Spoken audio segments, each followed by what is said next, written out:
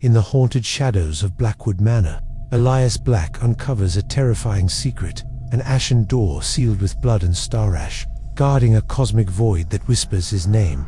As the red star bleeds in the sky, shadows come alive, and the universe's horrors demand a soul to keep them at bay. Will Elias sacrifice everything to seal the door, or will he cross the threshold into eternal madness? Dive into a chilling tale of Gothic dread and cosmic terror, where every choice leads to ashes and eternity. Chapter 1. The Forgotten Mansion. In a small town called Eldritch, hidden by thick woods and forgotten by most folks, lived a young man named Elias Black. He was 25, with messy brown hair and eyes that always looked a bit lost. Elias worked at the local library, sorting old books that no one read anymore. His days were quiet, filled with dust and the smell of yellow pages.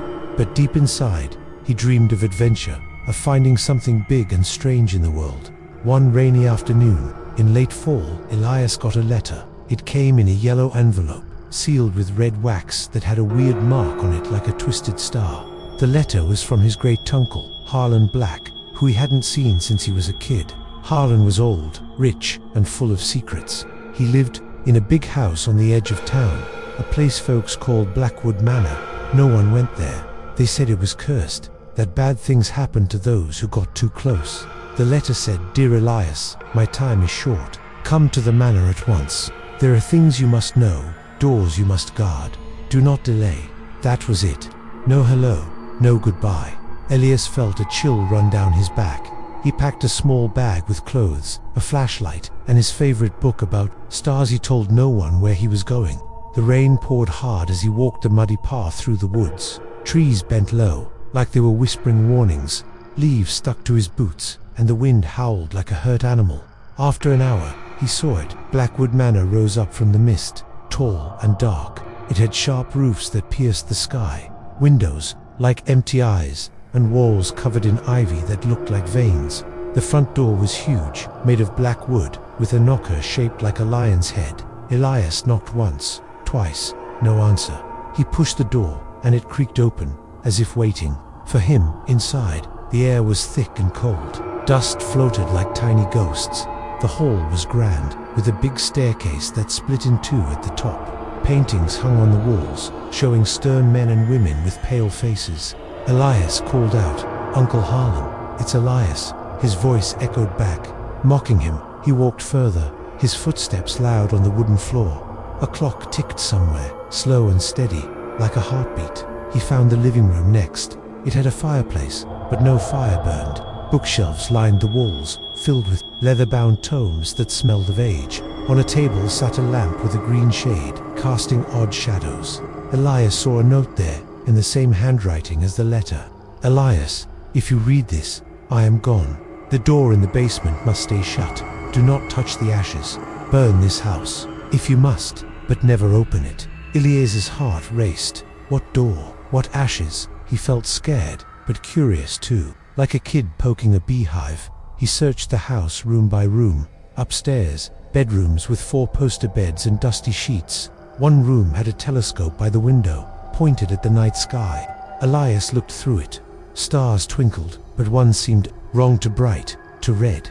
It pulsed like a living thing. He shook his head and moved on. Down in the kitchen, he found old food cans and a stove covered in grime. No sign of Harlan. Then he saw the basement door at the end of a dark hall. It was plain wood, locked with a rusty chain. Elias tugged at it, but it held firm. He remembered the note. "Stay shut." But why? What was behind it? Night fell fast. Elias lit candles he found in a drawer. Their flames danced, making shadows leap on the walls. He sat in the living room, eating bread from his bag. The house groaned, like it was alive. Wind rattled the windows. Then, he heard a soft scratch, like nails on wood. It came from below, from the basement. Elias froze. "Who's there?" he whispered. No answer. The scratch came again, louder. His mind raced. Maybe a rat, or wind. But deep down, he knew it was something else.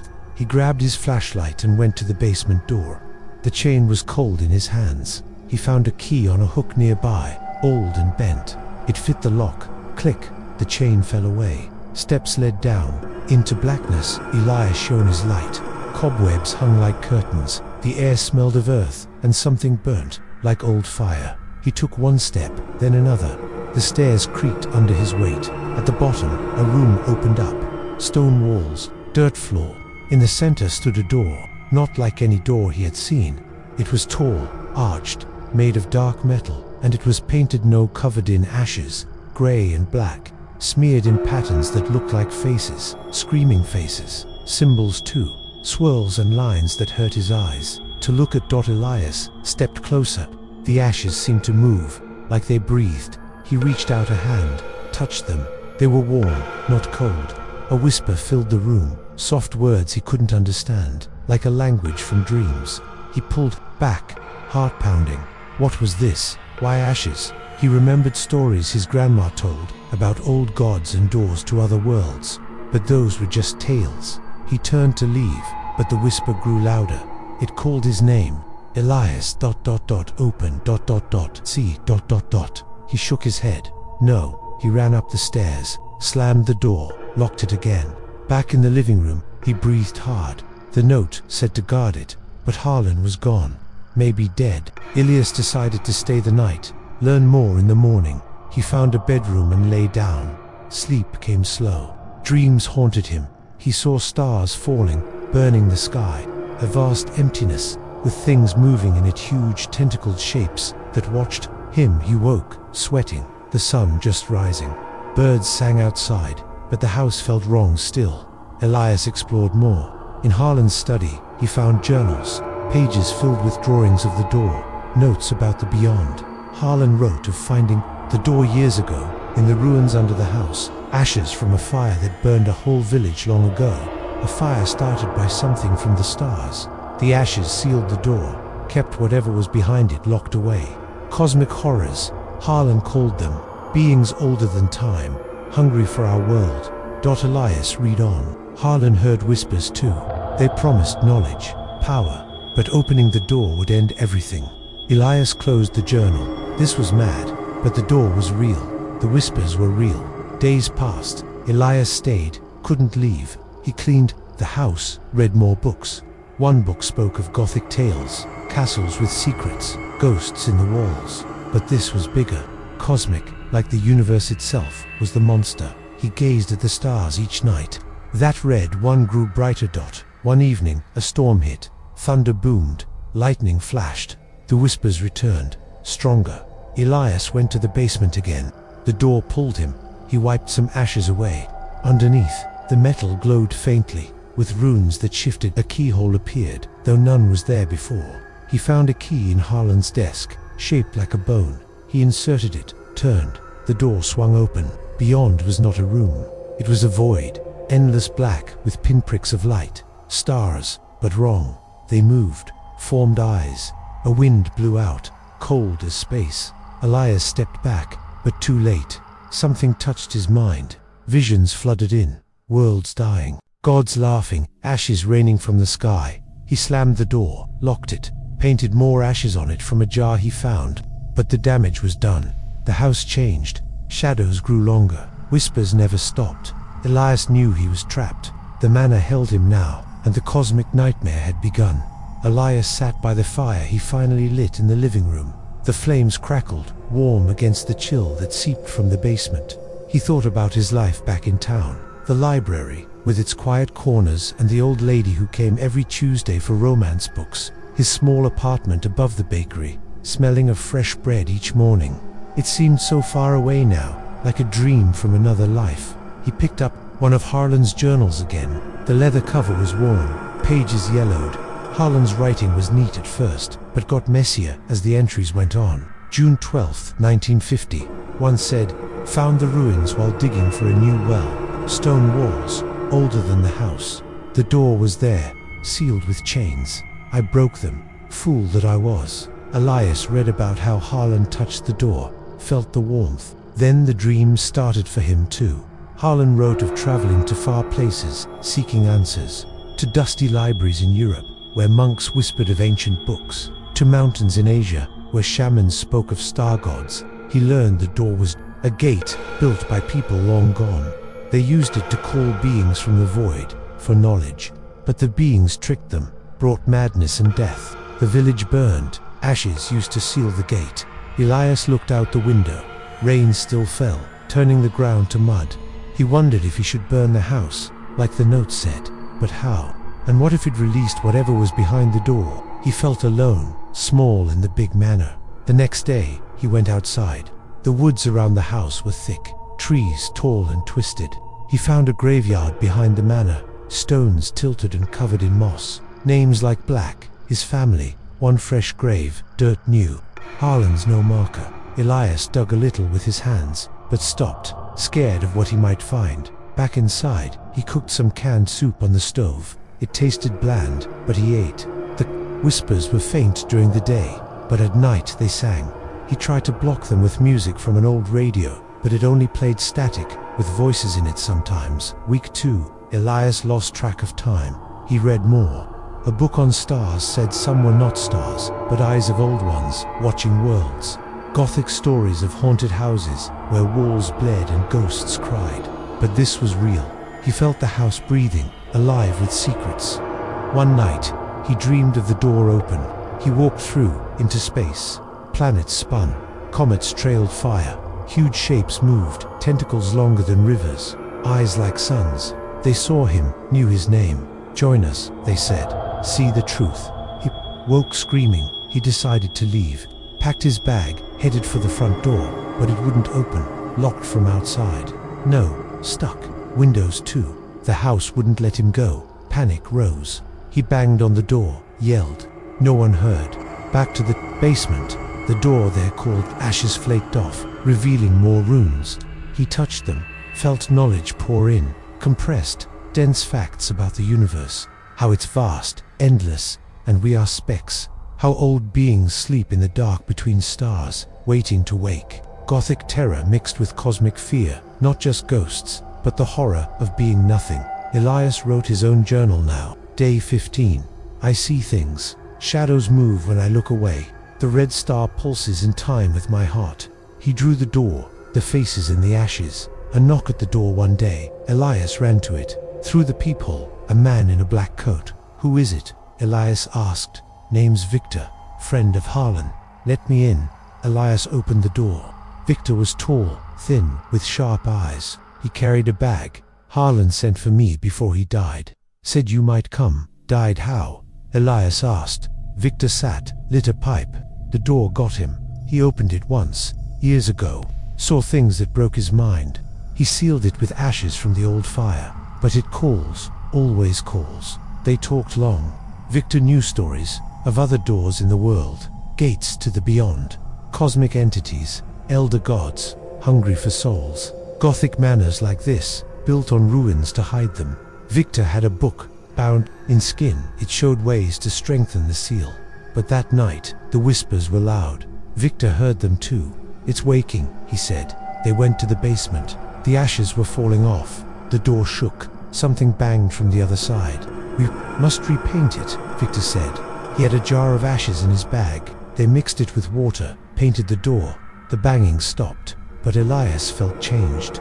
Knowledge stuck in his head, compressed like a tight ball. Universe secrets, time loops, black holes that eat light, beings that shape dreams. Victor left. The next day, stay away from it, he warned, or burn everything. The door opened for him. Elias was alone again. Months passed. Time blurred. Elias grew thin, eyes hollow. He stared at stars, saw patterns. The red one was closer. Whispers taught him things. How to open small rifts, see glimpses. He saw other worlds, cities of crystal, oceans of fire. But always the shadows, the horrors waiting. One day, he found a hidden room, behind a bookcase, a chamber with altars and candles, symbols on the floor, like the door. A mirror that showed not his face, but a monster's. He smashed it. Glass cut his hand. Blood dripped, and the whispers laughed. He knew the story now. His family guarded the door for generations. Gothic duty, cosmic curse. Harlan passed it to him, but Elias wanted more. The knowledge pulled him. Compressed wisdom, math of stars, languages of God's history of forever. He resisted, read Bible verses, sang songs, but the door one. One night, full moon, he went down, wiped all ashes, turned the key, opened wide, the void rushed in. Wind howled, lights flickered, visions, galaxies spinning, beings rising, tentacles reached out, touched his soul. He saw the truth, humanity small, universe mad, Gothic horror in the manor, cosmic in the stars. He closed it just in time, repainted with his own burnt wood ashes, but a piece stayed in him. The nightmare started.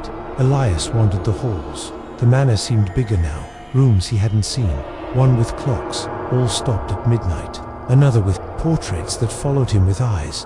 He talked to himself, to keep saying, "This is real, I can fight it." He found letters from Harlan's friends, warnings about the door. "It's a portal to the outer dark," one said. "Ashes from the great burn, when the village called the old one. It came, destroyed all but the ashes to seal it back." Elias researched, in the library room, books on astronomy, stars as doors, Gothic novels, mansions with secrets. He pieced it together, compressed knowledge. The door was made by ancients, using ash as a barrier because fire from stars purified.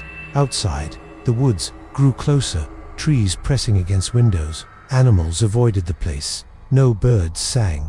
Elias dreamed again. Walking through the door, floating in space. Planets cracked open, spilling horrors. Beings whispered secrets, how to bend time, see the future. He woke with new ideas in head, like formulas for flight without wings. He tried to escape again, climbed out a window, but vines pulled him back. The house lived, protected the door, but Dirk came back. "You look bad," he said. They sat, drank tea. Victor told stories. "I saw a door like this in the desert. Opened it, saw the void, closed it, but lost my brother."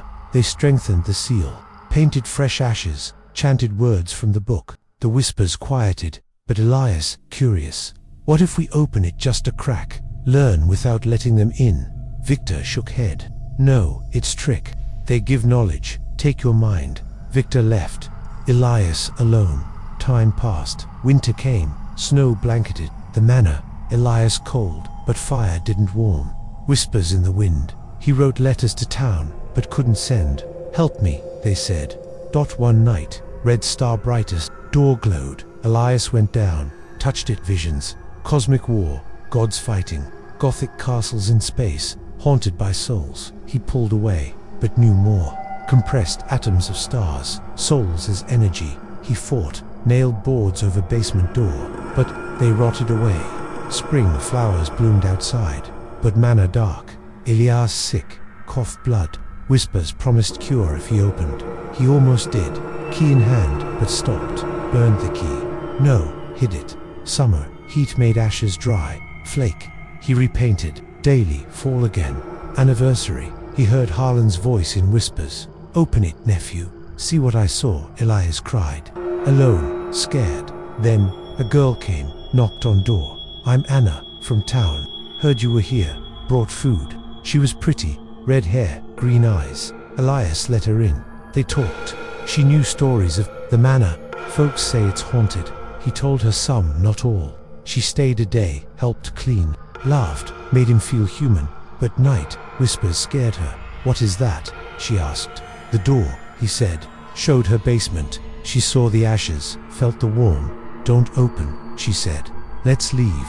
Door wouldn't let. Anna trapped too. They bonded, shared stories. She from farm, dreamed of city. He told of library. Whispers targeted her. She dreamed bad, woke screaming, decided to burn the house. Gathered wood, oil. But as they lit, door banged. Void wind blew out fire. Anna cut, blood on floor. Whispers drank it. She got mad. "Open it, see." Elias stopped her, locked her in room. Next day, she'd gone. Door open a bit, ashes gone. Void took her. Elias closed it, painted with tears mixed ashes. Alone again, knowledge heavier, compressed, loss as part of cosmic cycle. He accepted, guard the door, his fate. But the story just started. The mansion forgot, but not the horror. Elias remembered his childhood, visiting Harlan as a boy. The manor seemed magical then, with hidden passages and big gardens. Harlan told stories of adventurers, explorers of unknown lands. But even then, Harlan had a sad look, like he knew too much. Now, Elias understood. The knowledge was a curse, compressed into his brain. It hurt. Headaches came, visions flashed. He saw the birth of stars, explosion of light, death of planets, sucked into darkness, beings that fed on fear, vast as galaxies. He explored the attic, boxes of old things, clothes, toys, letters. One box had bones, small, like bird, but bigger, symbols carved on them. He buried them in the graveyard. Rainy days, he sat by a window, watching drops, thought of Anna, her laugh, her touch, gone to the void. Maybe she saw wonders, or horrors. Whispers promised to bring her back if he opened. Lead, he knew. He found a hidden diary. Harlan's wife, dead long ago. She wrote of the door to "It calls to me, promises babies, but I know it's false." She opened it, lost her mind. Harlan sealed, but too late. Family curse. Gothic bloodline. Cosmic doom. Elias vowed to end it. Found dynamite in shed. Old, from mining. Planned to blow the basement. But as he set, earth shook. Door cracked. Tentacles slipped out, black and slimy. Touched his leg, burned. He pushed it back, sealed. Pain lingered. Scar-like star. Knowledge from touch. Being's name, Azaphath. Blind idiot god. At center, scary. Universe, random. No meaning. He laughed mad, but kept going. God. Chapter 2. Whispers in the dusty Elias Black sat in the dim living room of Blackwood Manor. The fire he'd lit casting weak light across the dusty floor. The air was heavy, thick with the smell of old wood and something bitter, like burnt paper. The events of the basement door haunted him, its ashen surface, the glowing runes, the void beyond. Anna's disappearance gnawed at his heart. Her red hair and green eyes lingered in his mind, a ghost of warmth in this cold place. He'd sealed the door again, painting it with ashes mixed with his tears, but the whispers never stopped. They were louder now, creeping into his ears like worms, speaking in a tongue he didn't know yet, felt deep in his bones. Outside, the storm had passed, leaving the woods silent, too silent. No birds, no wind, just the house, groaning like it was alive. Elias clutched Harlan's journal, its leather cover worn smooth by his fingers. He hadn't slept in days, not really. Every time he closed his eyes, he saw the red star pulsing in the sky, or the tentacle that grazed his leg, leaving a star-shaped scar that burned when he thought too hard. He was trapped, not just by the manor's locked doors, but by something bigger, something cosmic that pressed against his mind. He stood, legs shaky, and paced the room. The floorboards creaked, each step kicking up dust that danced in the candlelight. He stopped at a bookshelf, its shelves sagging under heavy tomes. One book caught his eye, bound in black with no title, just a symbol like the one on the wax sealer twisted star. He pulled it down, dust puffing out, stinging his eyes.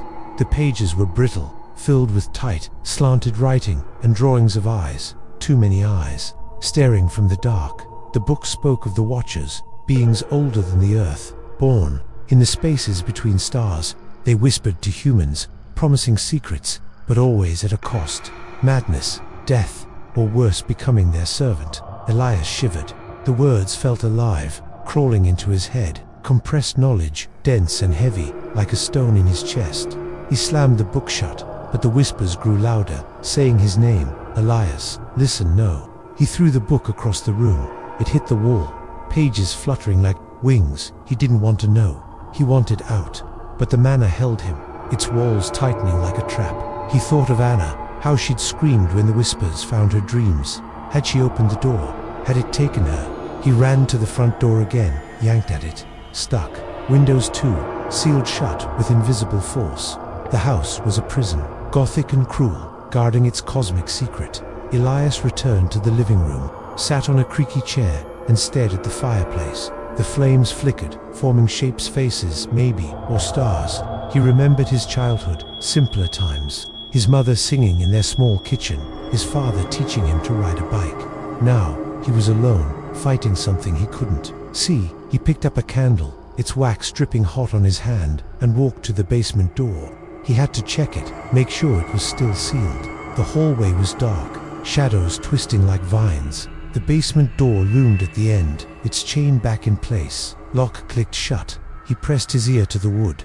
Silence at first, then a faint scratch, like claws on stone. His heart thumped. He shone his flashlight. its beam shaking in his grip. The light caught something on the floor, dust, piled oddly, forming lines and curves. Symbols, like those on the ashen door below. They weren't there yesterday. He knelt, touched the dust. It was warm, like the ashes. The whispers surged, a chorus now, chanting in his head. Open sea, join. He stumbled back, dropping the flashlight. It rolled, beams spinning, lighting up the walls. For a moment, he saw faces in the wood grain, screaming, trapped. He grabbed the light, ran upstairs, heart pounding like a drum. Back in the living room, he tried to calm down. He ate a stale cracker from his bag, sipped water that tasted of metal. The house was changing him. He felt it. His thoughts were sharper, but strange, like someone else was thinking them.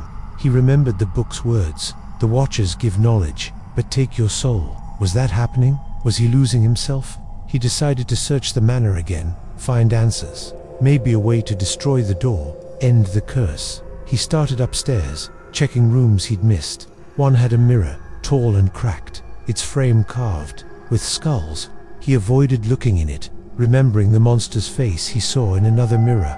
Another room held a piano, keys yellowed, strings snapped. He pressed a key, a low note rang, and the whispers joined it, turning the sound into a song of despair. In Harlan's bedroom, he found a locked box under the bed. He pried it open with a knife. Inside were letters, photos, and a small vial of black powder. The letters were from someone named Margaret, Harlan's wife. Don't listen to it, Harlan. One read. The door lies. It took our son, Elias. Stomach twisted. Harlan had a son. No one told him. The photos showed a boy, maybe 10, with Elias's eyes. Family lost to the door. The vial was heavy, the powder inside swirling like smoke. A note tied to it said, "Ashes of the first fire. Use only in need." Elias pocketed it. Maybe it could seal the door forever. But the whispers laughed, as if they knew his plan. Night fell. The red star was brighter, filling the sky with an eerie glow. Elias stood at the telescope, watching it. It wasn't just a star, it moved, pulsed, like a heart. He felt it watching him, a cosmic eye in the Gothic night. He turned away, head spinning with thoughts too big for his mind. Equations of orbits, names of gods, histories of worlds eaten by darkness. He dreamed that night, or thought he did. He was back in the basement, the ashen door open. Anna stood there, but not Anna. Her eyes were black, her smile too wide. "Come with me," she said, voice echoing like a cave. She stepped into the void, and he followed. Stars spun around him, each one a scream. Shapes moved, vast and hungry, their tentacles brushing his skin. He woke, gasping, the scar on his leg burning. Morning brought no relief. The dust in the house was thicker, coating everything. He tried to sweep it, but it reformed, drawing more. Symbols. He burned one with a candle, but it reappeared. The manor was alive, or something in it was. He thought of Victor, the man who'd come before. Victor knew things, had the book bound in skin. Elias wished he'd return, but the door wouldn't let anyone in now. He went to the attic, hoping for clues. It was a maze of crates and cobwebs, lit by a single window. Dust motes floated like tiny planets. He found a painting, covered in cloth. He pulled it off, coughing as dust filled the air. The painting showed the manor, but wrong. Its roofs twisted into spirals, windows like eyes, and the ashen door at the center, glowing red. Around it, shadows with too many limbs. Elias dropped the cloth, heart racing. He heard a noise below, a thud. He ran down, candle in hand. The basement door was shut, but the chain was loose, rattling. Something was trying to get out. He tightened the chain, whispered a prayer he half remembered from childhood. The whispers mocked him, reciting the prayer. Back in a twisted voice, Elias decided to read more of Harlan's journals. They were scattered across the study, some hidden in drawers. One entry, dated a year ago, said, "The dust is their voice. They speak through it, shape it. I burned it, but it returns." Elias looked at the floor. Dust piled in corners, moving slightly, like it breathed. He swept it into a bucket, burned it in the fireplace. The flames turned green, and the whispers screamed, then laughed. He found another journal, older, from Harlan's father. It described the manor's building, how they found ruins below, ancient stones with carvings of stars and eyes. The door was there, already sealed with ashes. The family swore to guard it, a Gothic duty passed down. But each generation weakened, tempted by the whisper's promises. Knowledge, power, truth, all lies. Elias felt the temptation to his mind buzzed with facts he hadn't learned. How stars die, how time bends near black holes, names of beings that slept in the void, compressed, dense. It filled his head until it hurt. He wrote in his own journal, Day 20, I know too much, it's eating me. He drew the red star, its light bleeding onto the page. A week later, he saw Anna again, not in a dream, but in the manor. She stood in the hallway, dress torn, eyes black. Elias, she whispered, voice like the void. Open it, be free. He ran to her, but she vanished, leaving dust that formed her face on the floor. He cried, swept it away. The whispers sang, she's ours, you're next. He tried to fight, nailed boards over the basement door, but they split. Poured salt around it, like in old stories. The salt turned black, melted into the floor. He found the vial of ashes from the box, sprinkled them on the door. The whispers quieted, but not for long. One night, the red star filled the sky, its light pouring through windows, turning the manor blood. Elias felt it in his chest, a pull like gravity. He went to the basement, not wanting to, but unable. The door was bare, ashes gone. Runes glowed, shifting like liquid. He touched them, and knowledge flooded in. The universe's birth, its death. The Watcher's plan to eat it all. He pulled his hand back, screaming. He painted the door with the vials, ashes. The glow dimmed, but the scar on his leg burned hotter. He saw visions in the dust now, every pile a story of a world consumed. Gothic horror in the manor's walls, cosmic in the truths he couldn't unlearn. He found a letter in the study, not Harlan's, but older, from 1800s. To my kin, it said, the door is our curse. Guard it or burn it, but never open. Elias wanted to burn it all, but the house wouldn't let him. Matches went out, oil spilled. The manor protected its secret. Days blurred. Elias grew thin, eyes sunken. He talked to Anna, though she wasn't there. I'll save you, he said. The whispers answered, she's gone. You're not. He found a hidden room behind the fireplace, opened by a lever. Inside, a shrine, candles, bones, a statue of a thing with too many eyes. Dust covered it, whispering his name. He smashed the statue, but the pieces reformed, laughing. The red star was closer now, filling half the sky. Elias felt it watching, judging. He read the skin-bound book again, learned of rituals to strengthen the seal. He tried one, chanting, words that hurt his tongue, burning herbs that smelled of death. The door quieted, but the house shook, walls cracking. He dreamed of the void again. Anna led him to a city of black stone, towers reaching stars. Beings waited, their voices a song of madness. Join us, they said. Know all. He woke, scar bleeding. Elias knew he couldn't leave. The manor was his cage, the door his chain. He wrote, I guard it, for Anna, for the world. But the whispers promised more, and he listened, just a little. The dust grew thicker, forming faces, hands, eyes. The manor was theirs now, and Elias was its prisoner, caught in a Gothic tale written by cosmic horrors. Chapter 3. The ashen door. Elias Black stood in the cold basement of Blackwood Manor, staring at the ashen door. Its dark metal surface gleamed faintly, even in the weak glow of his flashlight. The ashes he'd painted on it last night were flaking, falling to the dirt floor like grey snow. Each speck seemed to whisper as it landed, joining the dust that crawled with strange shapes. The air was thick, heavy with the smell of burnt things, and something older, like the breath of a forgotten grave. His leg throbbed where the tentacle had touched him, the star-shaped scar pulsing in time with his heart. The whispers were constant now, a hum in his skull, calling his name, promising secrets. He wanted to run, but the manor wouldn't let him. It held him tight, a Gothic cage for a cosmic curse. The red star outside was brighter every night, its light seeping through cracks in the house, painting the walls bloody. Elias hadn't seen the sun in days. Clouds hung low, or maybe the stars' glow drowned it out. He felt small, like a bug under a giant's boot. Anna was gone, taken by the void beyond the door. Her face haunted him, her laugh, her touch, gone into the dark. He blamed himself. If he hadn't shown her the door, maybe she'd still be here, safe in town. Far from this nightmare, he climbed the basement stairs, each step creaking like a warning.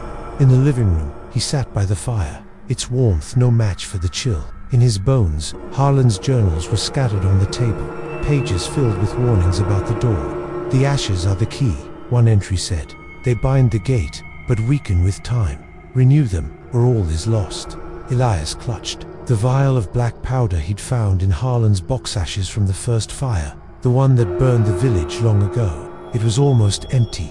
He'd used too much, desperate to keep the door sealed. He tried to eat, but the bread from his bag tasted like dust. He sipped water, metallic and stale. The manor was changing, walls shifting when he wasn't looking. Yesterday, a hallway led to a new room, one with no windows, only a single chair facing a blank wall. He sat there once, felt eyes watching from the dark. He didn't go back. The whispers grew louder, forming words he almost understood.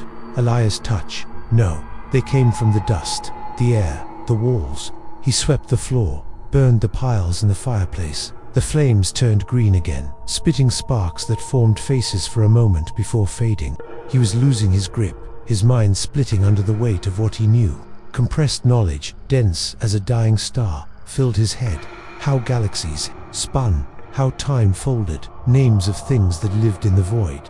Azathoth, the blind idiot god, whose dreams made the universe. Cthulhu, sleeping in a sunken city, waiting to rise. Others, too many, their names burning his tongue when he whispered them. He decided to search the manor again, find something to fight back. He started in the attic, where the air was thick with dust and shadows. Crates lined the walls, filled with old clothes, broken clocks, and books in languages he couldn't read. One crate held a metal box, locked tight.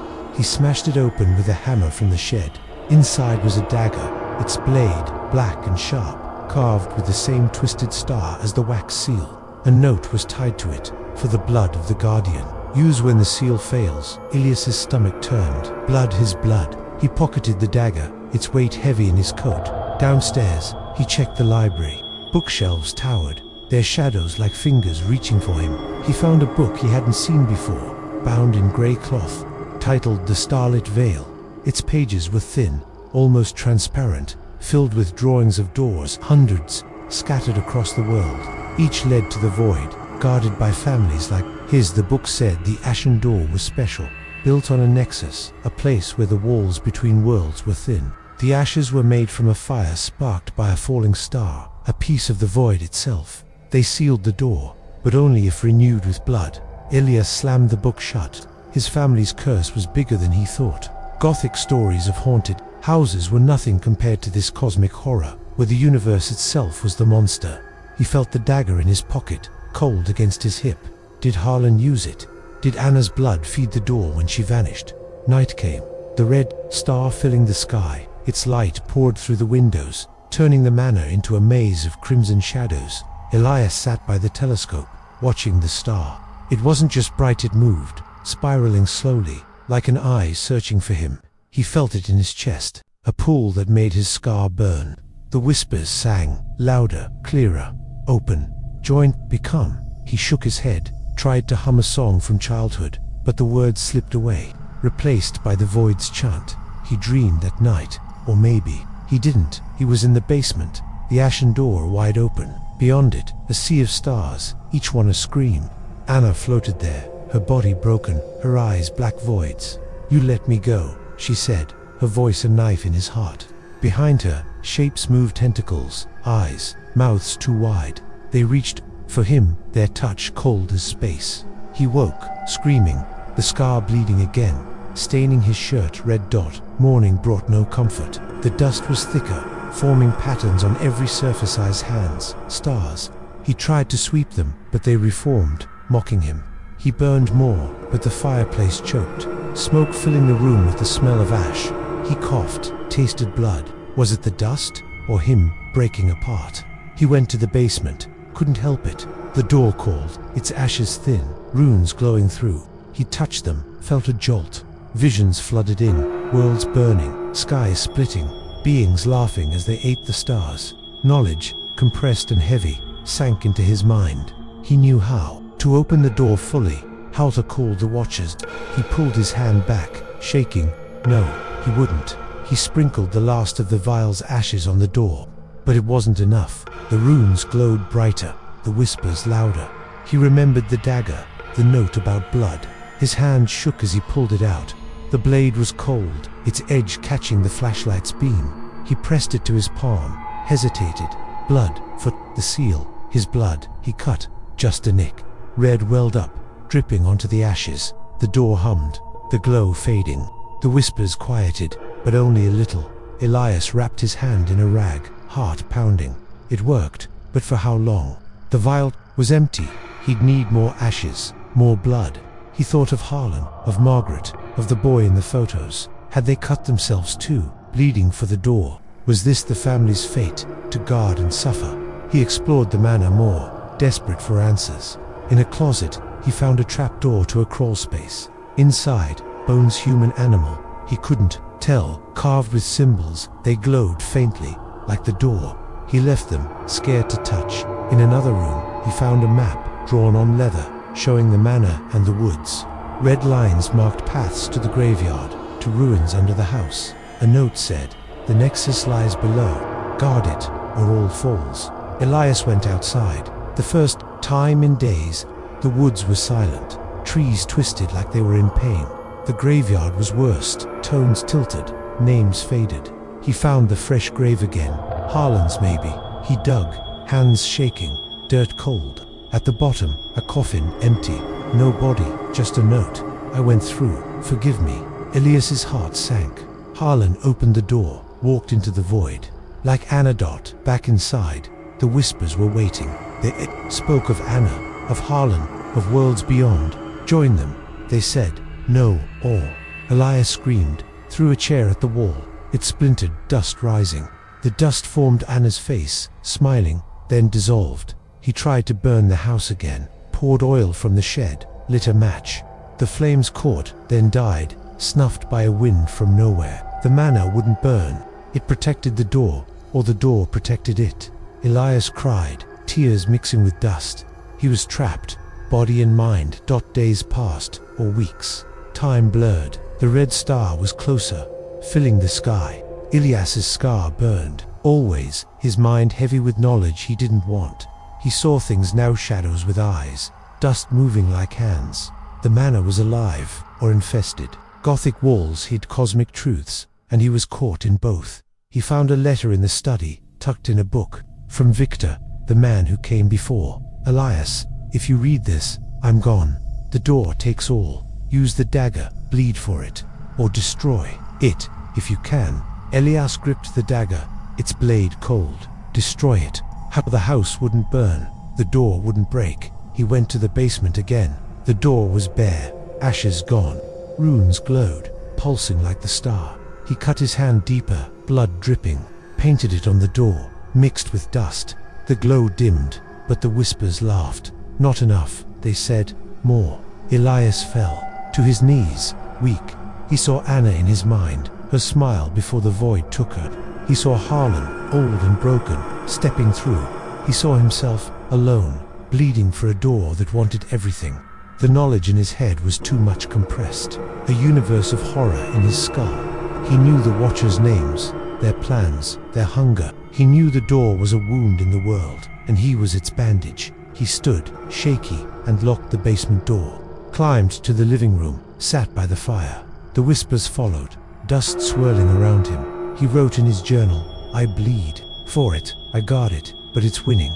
The red star watched, and Elias knew the next chapter was coming, darker than before.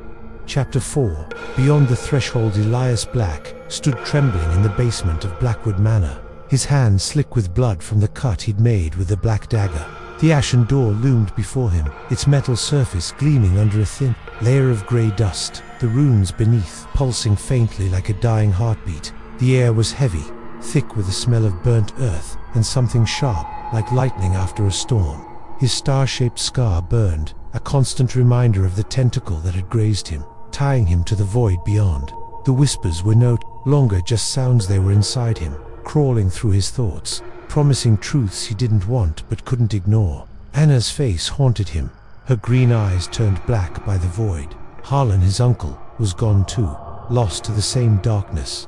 Elias was alone, trapped in a Gothic prison. guarding a cosmic horror he barely understood. The red star outside dominated the sky now, its crimson glow seeping through the manor's cracked windows, painting the walls in shades of blood. Day and night blurred, time bending under the stars. Wait, Elias hadn't slept properly in weeks, his dreams invaded by visions of endless black, stars that screamed, and shapes too vast to comprehend. His mind was heavy, stuffed with compressed knowledge facts about the universe's birth, its death, and the beings that waited in the dark. Each thought felt like a stone, pressing him down, breaking him apart. He climbed the basement stairs, legs weak, the dagger still in his hand. The blood on his palm had dried, but the cuts stung, a small price to keep the door sealed. In the living room, he collapsed into a chair by the fireplace. The flames flickered weakly, casting shadows that moved like living things. Dust coated everything, thicker now, forming patterns on the floor. Eyes, hands, twisted stars.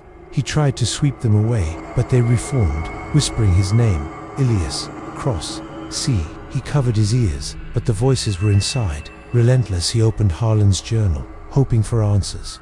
The pages were brittle, ink smudged, but one entry caught his eye. The door is a threshold, not just to the void, but to truth. It offers knowledge, but takes your soul. I saw too much, lost Margaret, lost our boy, Elias. If you read this, run or fight. Elias's heart sank. Run. The manor wouldn't let him fight. With what? The dagger, the ashes, his blood. They were barely enough to keep the door shut. He thought of the vial, now empty, its ashes used up. He needed more, but where? The note said they came from a fire, a star's fire, but the manor held no more secrets.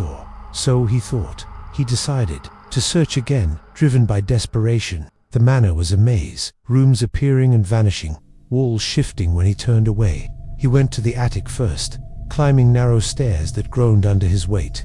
The air was thick, dust swirling like fog. He found a trunk he hadn't noticed before, its lock rusted.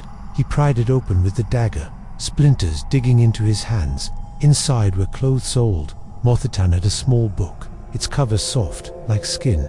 He opened it, hands shaking. Pages were filled with drawings of the door, each one different. Some showed it glowing, others dripping blood, one surrounded by tentacles. Words in an unknown language circled the images, but he understood them somehow. Threshold to the beyond, cross, and no, stay, and guard. The book spoke of a ritual, one to open the door fully, or seal it forever.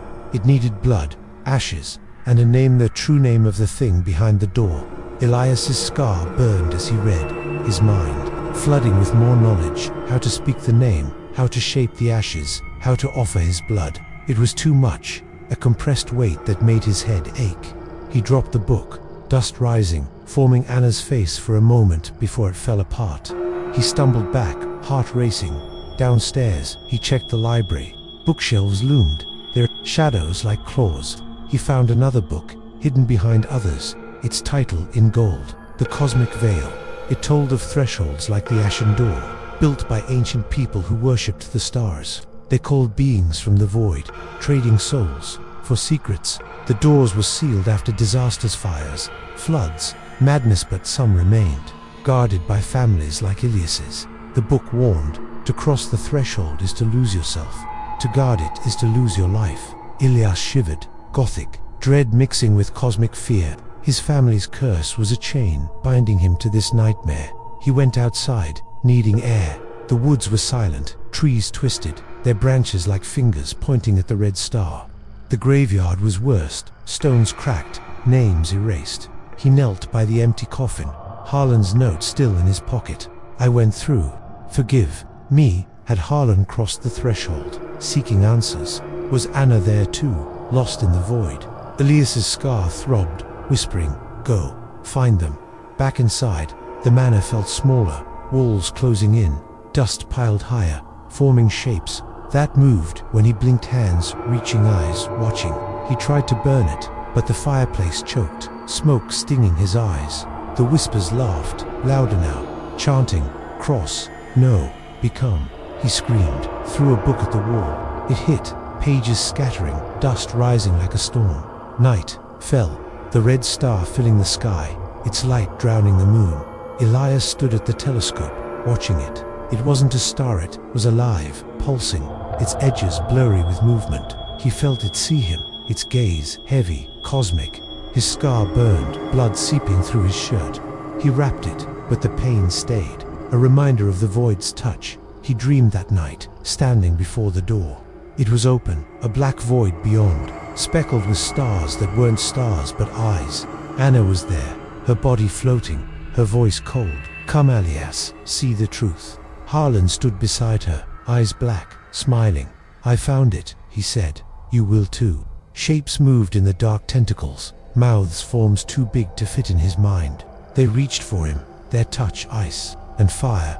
He woke, gasping, the dagger in his hand, blood on the floor. Had he cut himself in his sleep? Morning brought no relief. The dust was everywhere, coating his skin, his clothes. He tried to wash it off, but the water turned grey, whispering as it swirled down the drain. He went to the basement, drawn to the door. Its ashes were gone again, runes glowing bright. He cut his hand, deeper this time, blood dripping onto the metal. The glow dimmed, but the whispers mocked him. "Not enough," they said. "Cross." He remembered the ritual in the book. Blood, ashes, a name. He knew the name now as Athath, the blind idiot god whose dreams held the universe. Saying it aloud made his throat burn, his scar bleed. He found ashes in the fireplace, mixed them with his blood, painted the door. It worked, the runes fading, but only for a moment. The door shook, a low hum filling the air. Something was pushing from the other side. Elias ran upstairs, locked the basement door. He sat in the living room, dagger in hand, journal open. He wrote, "I know too much. The door wants me to cross. Anna's there, maybe Harlan, but it's a lie." The dust formed her face again, smiling, then broke apart. He cried, tears mixing with the grey. He searched the manor again, desperate. In a bedroom, he found a mirror, its glass cracked but whole. He looked, saw not himself but a thing eyes to many, face twisted, scar glowing. He smashed it, glass cutting his hands. Blood dripped, and the dust drank it, forming new shape stars, tentacles. A door. He found a hidden room behind a bookcase, opened by a lever.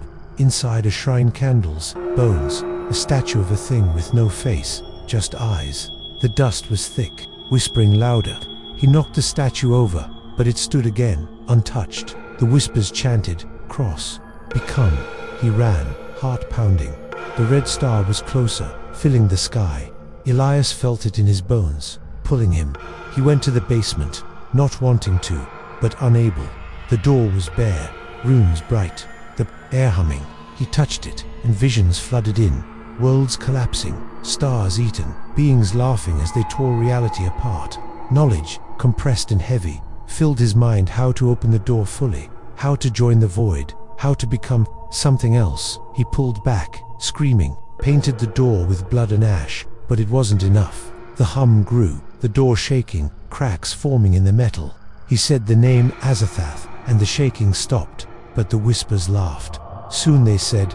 Elias climbed to the living room, weak, bleeding. The manor was alive, dust moving like a tide, forming faces, hands, doors. He wrote, "I can't run, I can't fight. The threshold calls." He thought of Anna, of Harlan, of his family's curse, Gothic duty, cosmic doom. He gripped the dagger, ready to bleed again, but knew it wouldn't be enough. The door wanted more. His soul, his life, his crossing. He stood, went to the window. The red star watched, its light a promise of truth in madness. Elias felt the threshold pulling, the void waiting. He was the guardian, but for how long?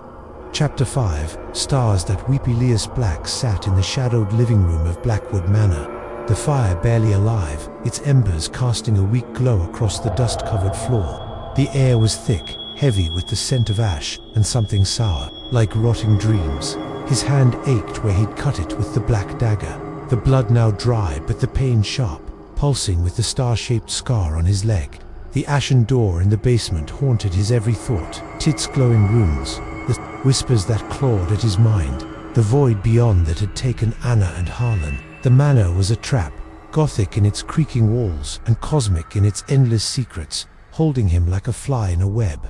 The red star outside burned brighter, its light bleeding through the windows, turning the room into a crimson cage. Elias hadn't slept in days, not truly. His eyes stung, heavy with exhaustion, but closing them meant dreams, visions of stars that weren't stars, but eyes, weeping light as they watched him. The whispers were louder now, not just in his ears but in his blood, chanting, "Elias, look." No, they came from the dust, which piled thicker each day, forming shapes, faces, hands, spirals that moved when he turned away. His mind was breaking under the weight of compressed knowledge, truths about the universe, its birth in fire, its death in cold, and the beings that waited to tear it apart. Names like Azathoth and Cthulhu burned in his thoughts, too big for his skull, making his head ache like it might split. He clutched Harlan's journal, its pages worn thin from his constant reading. One entry, scrawled in shaky ink, said, "The stars weep for us. Their light is their tears, shared for worlds lost to the void. The door listens to them." Elias shivered. He'd seen the red star through the telescope, its light pulsing, alive. Not just a star, but something watching, waiting. He felt it in his scar, a pull like gravity, urging him to the basement, to the door, to cross the threshold he'd barely sealed with his blood and the last of the ashes. He stood, legs shaky, and paced the room. The floorboards groaned, dust swirling like tiny ghosts. He tried to eat a stale cracker from his bag, but it tasted like ash, sticking in his throat. Water was no better, metallic and warm, whispering as he drank. The manor was changing him. He knew it. His thoughts were sharp but strange, like someone else was thinking them. He saw things now, shadows with too many arms, dust forming Anna's face, smiling, then breaking apart. He missed her, her laugh, her warmth, but the void had her, and it wanted him too.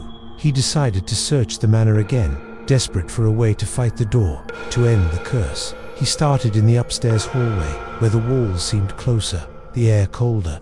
A door he hadn't noticed before stood at the end, its wood cracked, carved with stars. He pushed it open, heart pounding. Inside was a small room, empty except for a telescope, not like the one in Harlan's room but older, its lens clouded. He looked through it, aiming at the sky. The red star filled the view, its light burning, moving, forming an eye that stared back. He stumbled back, the telescope tipping, dust rising like a scream. The whispers surged, chanting, "See, weep, join." He ran from the room, slamming the door, but the sound followed, echoing in his skull. Downstairs, he checked the library, its shelves looming like tombstones. He found a book, hidden in a drawer, its cover rough, like bark. The Weeping Cosmos was its title, written in faded gold. Its pages told of stars that weren't stars but gateways, eyes of beings older than time, weeping light to lure humans. The ashen door was one such gate, built to hold them back, sealed with ashes from a star's fire, but the seal weakened when the stars wept, their light waking the void. Elias's scar burned as he read, his mind flooding with more knowledge. How stars sang, their songs shaping reality. How the void fed on those songs, twisting them into madness. It was compressed, dense, a weight that made his vision blur. He dropped the book, dust puffing out, forming a hand that reached for him before dissolving. He screamed, voice hoarse, and ran to the living room, clutching the dagger.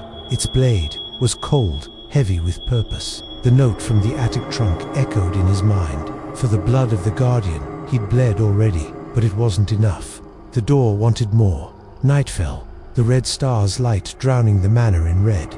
Elias stood at the window, watching it. It wasn't just bright, it moved, spiraling, its edges fraying like torn cloth. He felt it see him, its gaze heavy, cosmic, pulling at his soul. The whispers sang, "Look, the stars weep for you." He closed the curtains, but the light seeped through, painting his hands red. His scar bled, soaking his bandage. He wrapped it tighter, but the pain stayed, a reminder of the void's touch. He dreamed that night, or maybe he didn't. He was in the void, floating among stars that wept blood, their light burning his skin. Anna was there, her body broken, her eyes black. "You didn't save me," she said, her voice a knife. Harlan stood beside her, his face a mask of stars. "The weeping calls," he said. "Cross or die." Shapes loomed, tentacles vast as rivers, eyes like suns, mouths that sang of death. They reached for Elias, their touch cold fire. He woke, gasping, the dagger in his hand, blood on the floor. Had he cut himself again? Morning brought no peace. The dust was thicker, coating his skin, his clothes, his lungs. He coughed, tasted blood. The manor was alive, or infested, its walls pulsing faintly, like a heartbeat. He tried to sweep the dust, but it reformed, drawing stars, eyes, doors. He burned it in the fireplace, but the flames turned blue, spitting sparks that whispered his name. He was losing himself, his mind cracking under the cosmic weight. He went to the basement, drawn by the door. Its ashes were gone, runes glowing bright, pulsing with the red star's light. He touched them, and visions flooded in, stars weeping, fire, worlds crumbling, beings laughing as they ate the light. Knowledge, compressed and heavy, filled his head. How to call the stars, how to join them, how to become their voice. He pulled back, screaming, blood dripping from his nose. He found a jar in the kitchen, filled with grey powder, not the star's ashes, but close, maybe from the manor's fires. He mixed it with his blood, painted the door. The runes dimmed, the whispers quieted, but only for a moment. The door shook, a low hum rising, like a song from the void. Something was pushing harder now, its weight cracking the air. Elias ran upstairs, locked the basement door, but the hum followed, vibrating in his bones. He sat by the fire, dagger in hand, journal open. He wrote, "The stars weep, and I hear them." The door listens. "I'm not enough." The dust formed Anna's face again, her smile cruel, then broke apart. He cried, tears mixing with the grey, his scar burning like a brand. He searched the manor again, desperate. In a closet, he found a trapdoor to a cellar, not the basement but deeper, older. Stone steps led down, cold and slick. The air smelled of earth and blood.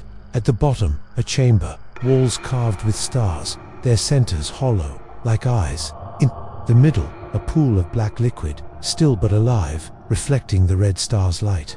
He dipped his finger in, and it burned, whispering, "Weep, join." He pulled back, hand shaking, the liquid clinging to his skin, forming runes before dripping off. He found a letter in the chamber, hidden in a crack. From Margaret, Harlan's wife. "The stars weep for us," it said. "I heard them, crossed the threshold. I saw the truth, and it broke me." "Elias, don't look." His heart sank. Margaret, too, had gone through the door. Like Harlan, like Anna, the family's curse was a cycle, each guardian falling to the void. Back in the living room, the red star's light was stronger, drowning the fire. Elias felt it in his chest, a pull to the basement, to the door, to the stars. He resisted, clutching the dagger, but the whispers were clever, promising Anna's return, promising knowledge without pain. Lies, he knew, but they were loud. He tried to burn the house again, pouring oil, lighting matches. The flames caught, then died, snuffed by a wind from nowhere. The manor wouldn't burn, protecting its secret. Elias screamed, threw the dagger at the wall. It stuck, quivering, dust falling like tears. Days blurred, or weeks. The red star was closer, filling the sky, its light a song of weeping. Elias's scar bled always, his mind heavy with truths he couldn't unlearn. How stars were born, how they died, how they watched. He saw them in the dust, in the shadows, in his dreams. The manor was their temple, Gothic and cold. The door there altered. He found a hidden room behind a painting, opened by a loose brick. Inside, a shrine, bones, candles, a mirror showing not his face but a star, weeping blood. He smashed it, glass, cutting his hands, blood mixing with dust. The whispers laughed, "Weep with us." He went to the basement, the door calling. Its runes glowed, bright as the star, the hum louder, shaking the walls. He cut his arm, deeper, blood pooling, painted the door. The glow faded, but the hum stayed, the whispers chanting, "Cross, weep system, weep." Elias felt the weight of those words, a cosmic plea mixed with Gothic despair. He staggered back, blood dripping from his fresh cut, and slammed the basement door shut, locking it with trembling hands. Upstairs, he collapsed by the fire, writing in his journal, "The stars weep, and I bleed. The door sings, and I'm breaking." The dust swirled, forming a star, then Anna's face, then nothing. Elias clutched the dagger, knowing the threshold was closer, the weeping stars louder, and his fight was far from over. Chapter 6. Shadows of the void. Elias Black crouched in the dim living room of Blackwood Manor, the fire's faint glow barely holding back the dark. The air was thick, heavy with dust, and the sharp, bitter scent of something wrong, like air trapped in a tomb.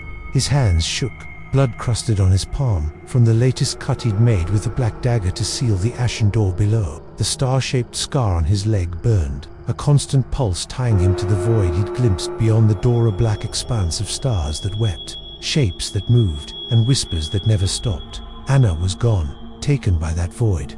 Harlan, his uncle, was lost there too. The manor, Gothic and cruel, held Elias like a prisoner, its walls alive with secrets too big for his mind. The red star outside was closer, its crimson light flooding the manor, drowning the night in a bloody glow. Time felt broken, days and nights blending into a haze. Elias hadn't slept properly, his mind haunted by dreams of tentacles, eyes, and voices that promised truth but delivered madness. His head was heavy with compressed knowledge, facts about the universe's edges, where stars died and beings older than time waited. Names like Azathoth and Near-Lathot burned in his thoughts, their weight cracking his skull. The whispers were part of him now, slithering through his blood, chanting, "Elias, come, see." He clutched the dagger, its blade cold and heavy, the only thing keeping him grounded. Harlan's journal lay open on the table, its pages yellowed, words smudged. One entry stood out: "The shadows move, they're not ours. The void casts them through the door into our world. Watch them, Elias, they want you." Elias shivered, glancing at the walls. Shadows danced, not from the fire but from something else, stretching too long, twisting into shapes with too many arms. He blinked, and they were gone, but the dust on the floor moved, forming eyes, then dissolving. He tried to eat a stale biscuit from his bag, but it tasted like ash, crumbling in his mouth. Water was worse, thick with a metallic Thames, whispering as he swallowed. The manor was alive, or infected, its dust a voice for the void. He swept it, burned it, but it always came back, piling in corners, drawing stars, hands, faces. Anna's face appeared most, her smile cold, her eyes black. He missed her warmth, her laugh, but the retired system, the void had her now, and the whispers mocked his loss. Elias stood, his legs weak, and paced the room, the dagger in his hand. The firelight flickered, casting shadows that seemed to watch him. He needed to fight, to find a way to keep the door sealed, to stop the shadows. He decided to search the manor again, desperate for anything to help. The attic was his first stop, its air thick with dust, the red star's light seeping through a cracked window. He found a box hidden behind a pile of old blankets, its lock rusted. He broke it open with the dagger, revealing a small journal, not Harlan's but older, the handwriting sharp and neat. It belonged to his great-grandfather, Elias Black. The journal told of shadows, not just darkness but living things, slipping through the door when the ashes weakened. "They are the void scouts," Silas wrote. "They take your thoughts, your shape, your soul. I saw one take my brother. He became a shadow, gone forever." Elias's heart raced. He'd seen the shadows move, felt their eyes. Were they here now, watching? He looked around, saw nothing, but the dust stirred, forming a hand that reached for him before crumbling. Downstairs, in the library, he found another book, its cover, black and smooth, titled The Void's Embrace. It spoke of the shadows as the void's fingers, reaching into the world to pull souls through the door. The ashen door was a lock, but the shadows could slip through cracks, growing stronger with the red star's light. The book said blood and starish could banish them, but only for a time.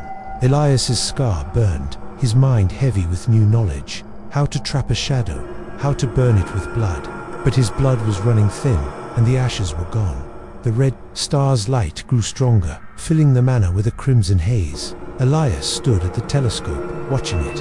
It wasn't a star, it was a wound, bleeding light, a gateway for the shadows. He felt it watching him, its gaze a weight on his soul. The whispers sang, "Come, join the shadows." He slammed the telescope down, its lens cracking, dust swirling like a storm.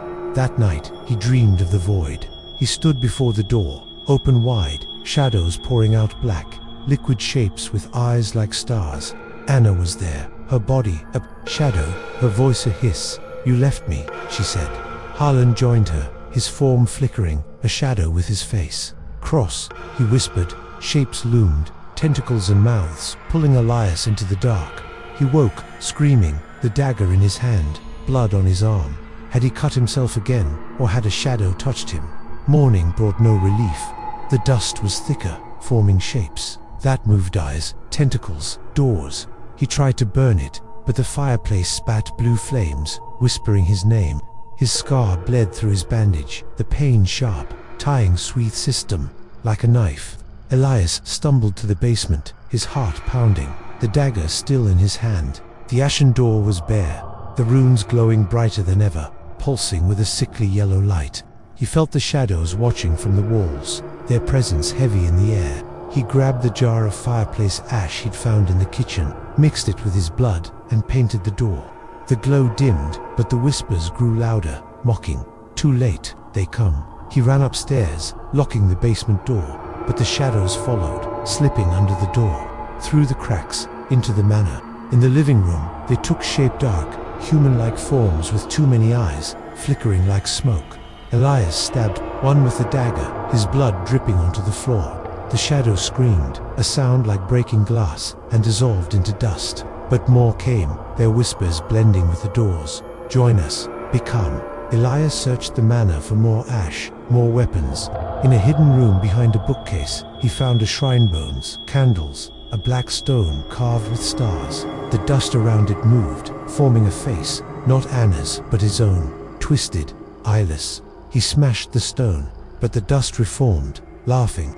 The shadows were stronger, fed by the red star's light, which now filled the sky. A bleeding wound. He tried to burn the manor again, dousing it with oil, lighting matches. The flames caught, then died, snuffed by a void wind. The house wouldn't burn, its walls alive with shadows. Elias screamed, threw the dagger at a shadow on the wall. It stuck, the shadow melting into dust, but more appeared, endless. Days blurred. The red star grew, its light a song of weeping shadows. Elias's scar bled, his mind cracking under cosmic truths. The shadows were --com. The void's hunger, the universe's chaos. He wrote in his journal, the shadows are real. They take you if you don't fight. His hand shook, blood dripping, as he cut deeper, painting the door with ash and blood. The whispers laughed. You can't stop them. The manor was a Gothic maze, its secrets cosmic. Elias found a hidden cellar, older, deeper, with a pool of black liquid, alive, reflecting the red star. He dipped his finger in, felt it burn, heard it whisper, cross, see. He pulled back, the liquid clinging to his skin, forming runes that vanished. In the attic, he found another journal, older, from his great-grandfather. It spoke of shadows taking human forms, stealing thoughts, souls. They move through the cracks, it said. Blood and star ash hold them back. Elias's blood was weak, his mind heavy with knowledge to vast how to trap shadows, how to burn them. The red star was closer, its light a scream, a call to the void. Elias felt it watching, its gaze a blade.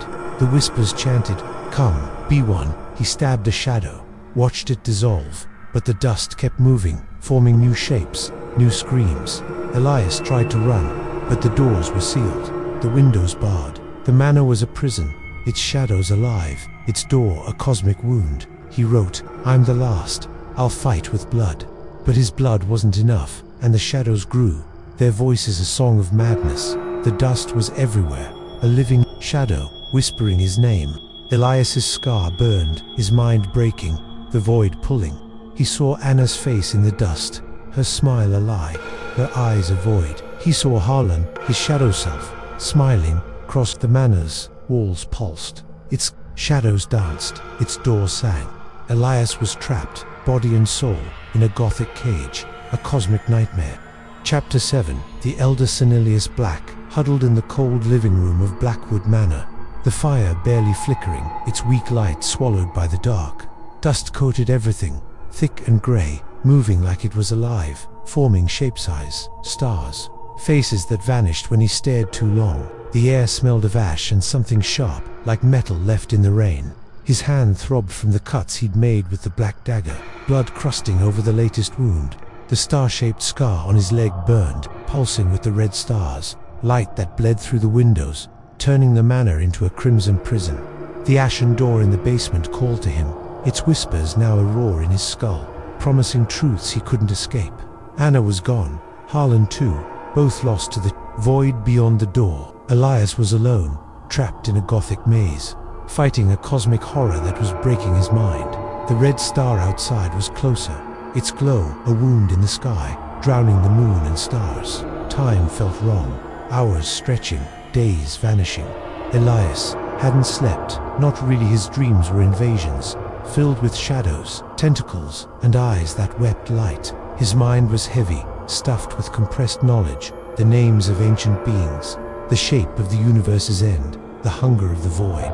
Azathoth, Nyarlathotep, and others pressed against his thoughts, their names burning like fire. The whispers were part of him, in his blood, chanting, Elias, touch, become. He gripped the dagger, its blade cold, heavy with purpose. Harlan's journal lay open, its pages brittle, words fading.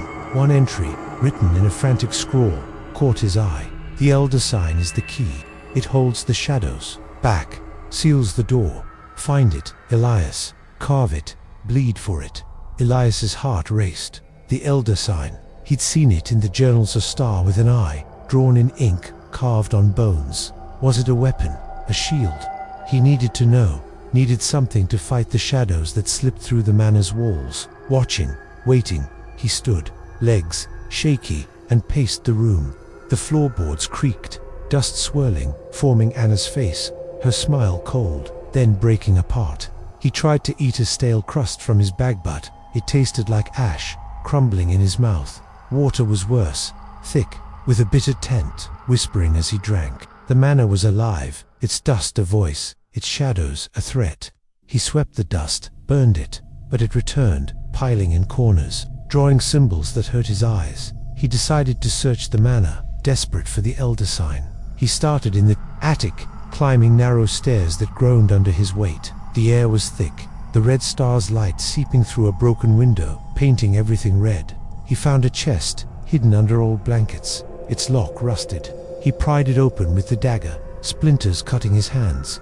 Inside was a small box, carved with stars, and a note. The Elder Sign protects. Carve it with blood. The box held a stone, smooth and black, etched with the Starandai symbol. It was warm, pulsing faintly, like a heartbeat. Elias pocketed it, feeling a spark of hope, but the whispers laughed. Too weak, too late. Downstairs, in the library, he found a book, its cover rough, like bone. The Sign of the Ancients was its title, written in faded ink. It told of the Elder Sign, a mark made by those who fought the void, a shield against the shadows and the beings beyond. It needed blood to work, and Starish to hold. The book warned, the sign binds, but weakens, renew it, or the void wins. Elias's scar burned, his mind flooding with knowledge, how to carve the sign, how to chant its words, how to bleed for it. It was compressed, dense, a weight that made his head throb. He went to the basement, drawn by the door. Its ashes were gone, runes glowing bright, pulsing with the red star's light. The shadows were stronger, slipping through cracks, forming shapes with too many eyes. Elias clutched the stone, its warmth steadying him. He cut his hand, blood dripping, and traced the Elder Sign on the door, using the dagger's tip. The runes dimmed, the shadows screamed, a sound like tearing metal, and retreated. The whispers quieted, but only for a moment. Not enough, they said. More. Elias ran upstairs, locking the basement door, but the shadows followed, flickering in corners, their eyes glowing red. He carved the Elder Sign on the living room floor, using his blood and fireplace ash. The shadows hissed, dissolving, but more came, endless. The manor was theirs, a Gothic trap alive with cosmic horror. The red star filled the sky, its light a scream, a call to the void. Elias stood at the telescope, watching it. It wasn't a star, it was a gate, bleeding light, a path for the shadows. He felt it watching, its gaze a blade in his soul. The whispers sang, carve, bleed, join. He slammed the telescope down, dust rising like a storm. That night, he dreamed of the void. The door was open, shadows pouring out, their forms liquid, eyes like stars. Anna was there, her body a shadow, her voice cold. You failed me, she said. Harlan stood beside her, his face a star, his eyes weeping. The sign won't hold, he said. Shapes loomed, tentacles vast, mouths singing death. They reached for Elias, their touch ice and fire. He woke, gasping, the dagger in his hand, blood on the floor. The stone was warm in his pocket, pulsing. Morning brought no peace. The dust was thicker, forming Shapestar's eyes, doors that moved when he blinked. He burned it, but the fireplace spat green flames, whispering his name. His scar bled, soaking his bandage. He was breaking, body and mind, under the cosmic weight. He searched the manor again, desperate. In a hidden room behind a painting, he found a shrine bones, candles, a mirror showing a shadow with his face, its eyes glowing. He smashed it, glass cutting his hands, blood mixing with dust. The whispers laughed, the sign fails. He found a cellar, deeper than the basement, its walls carved with elder signs, faded and cracked. A pool of black liquid reflected the red star, whispering, carved, cross. Elias dipped the stone in, felt it burn, saw it glow with new power. He ran to the basement, shadows chasing, their voices a chorus of hunger. The door was bare, runes bright, shaking with the voids. Pushed, Elias carved the elder sign, blood and ash, chanting words from the book that burned his tongue. The door hummed, the runes faded, the shadows screamed, dissolving into dust. But the whispers stayed, mocking, not enough. Come, Elias collapsed, weak, bleeding. The stone was hot, its glow fading. He wrote in his journal, the elder sign holds, but I'm running out of blood. The shadows want me. The dust formed Anna's face, her smile a lie, then broke. Apart, he cried, tears mixing with ash, his scar a fire in his flesh. The red star was closer, its light a song of weeping shadows. Elias felt it pulling, the void calling. He gripped the dagger, the stone, ready to bleed again, but knew it wouldn't. Last the manor was a Gothic cage, the door a cosmic wound, and he was its failing guardian. Chapter 8. Madness Unveiled. Elias Black sat trembling in the shadowed living room of Blackwood Manor. The fire reduced to glowing embers that barely lit the room. Dust hung thick in the air, swirling in patterned stars, twisted faces that shifted when he blinked. The smell was heavy, a mix of ash, mold, and something sharp, like blood left to dry. His hands stung from the fresh cut he'd made with the black dagger. Blood crusted over the wound used to carve the elder sign on the ashen door below. The star-shaped scar on his leg throbbed, burning in rhythm with the red star outside, its crimson light flooding the manor, turning walls into rivers of blood.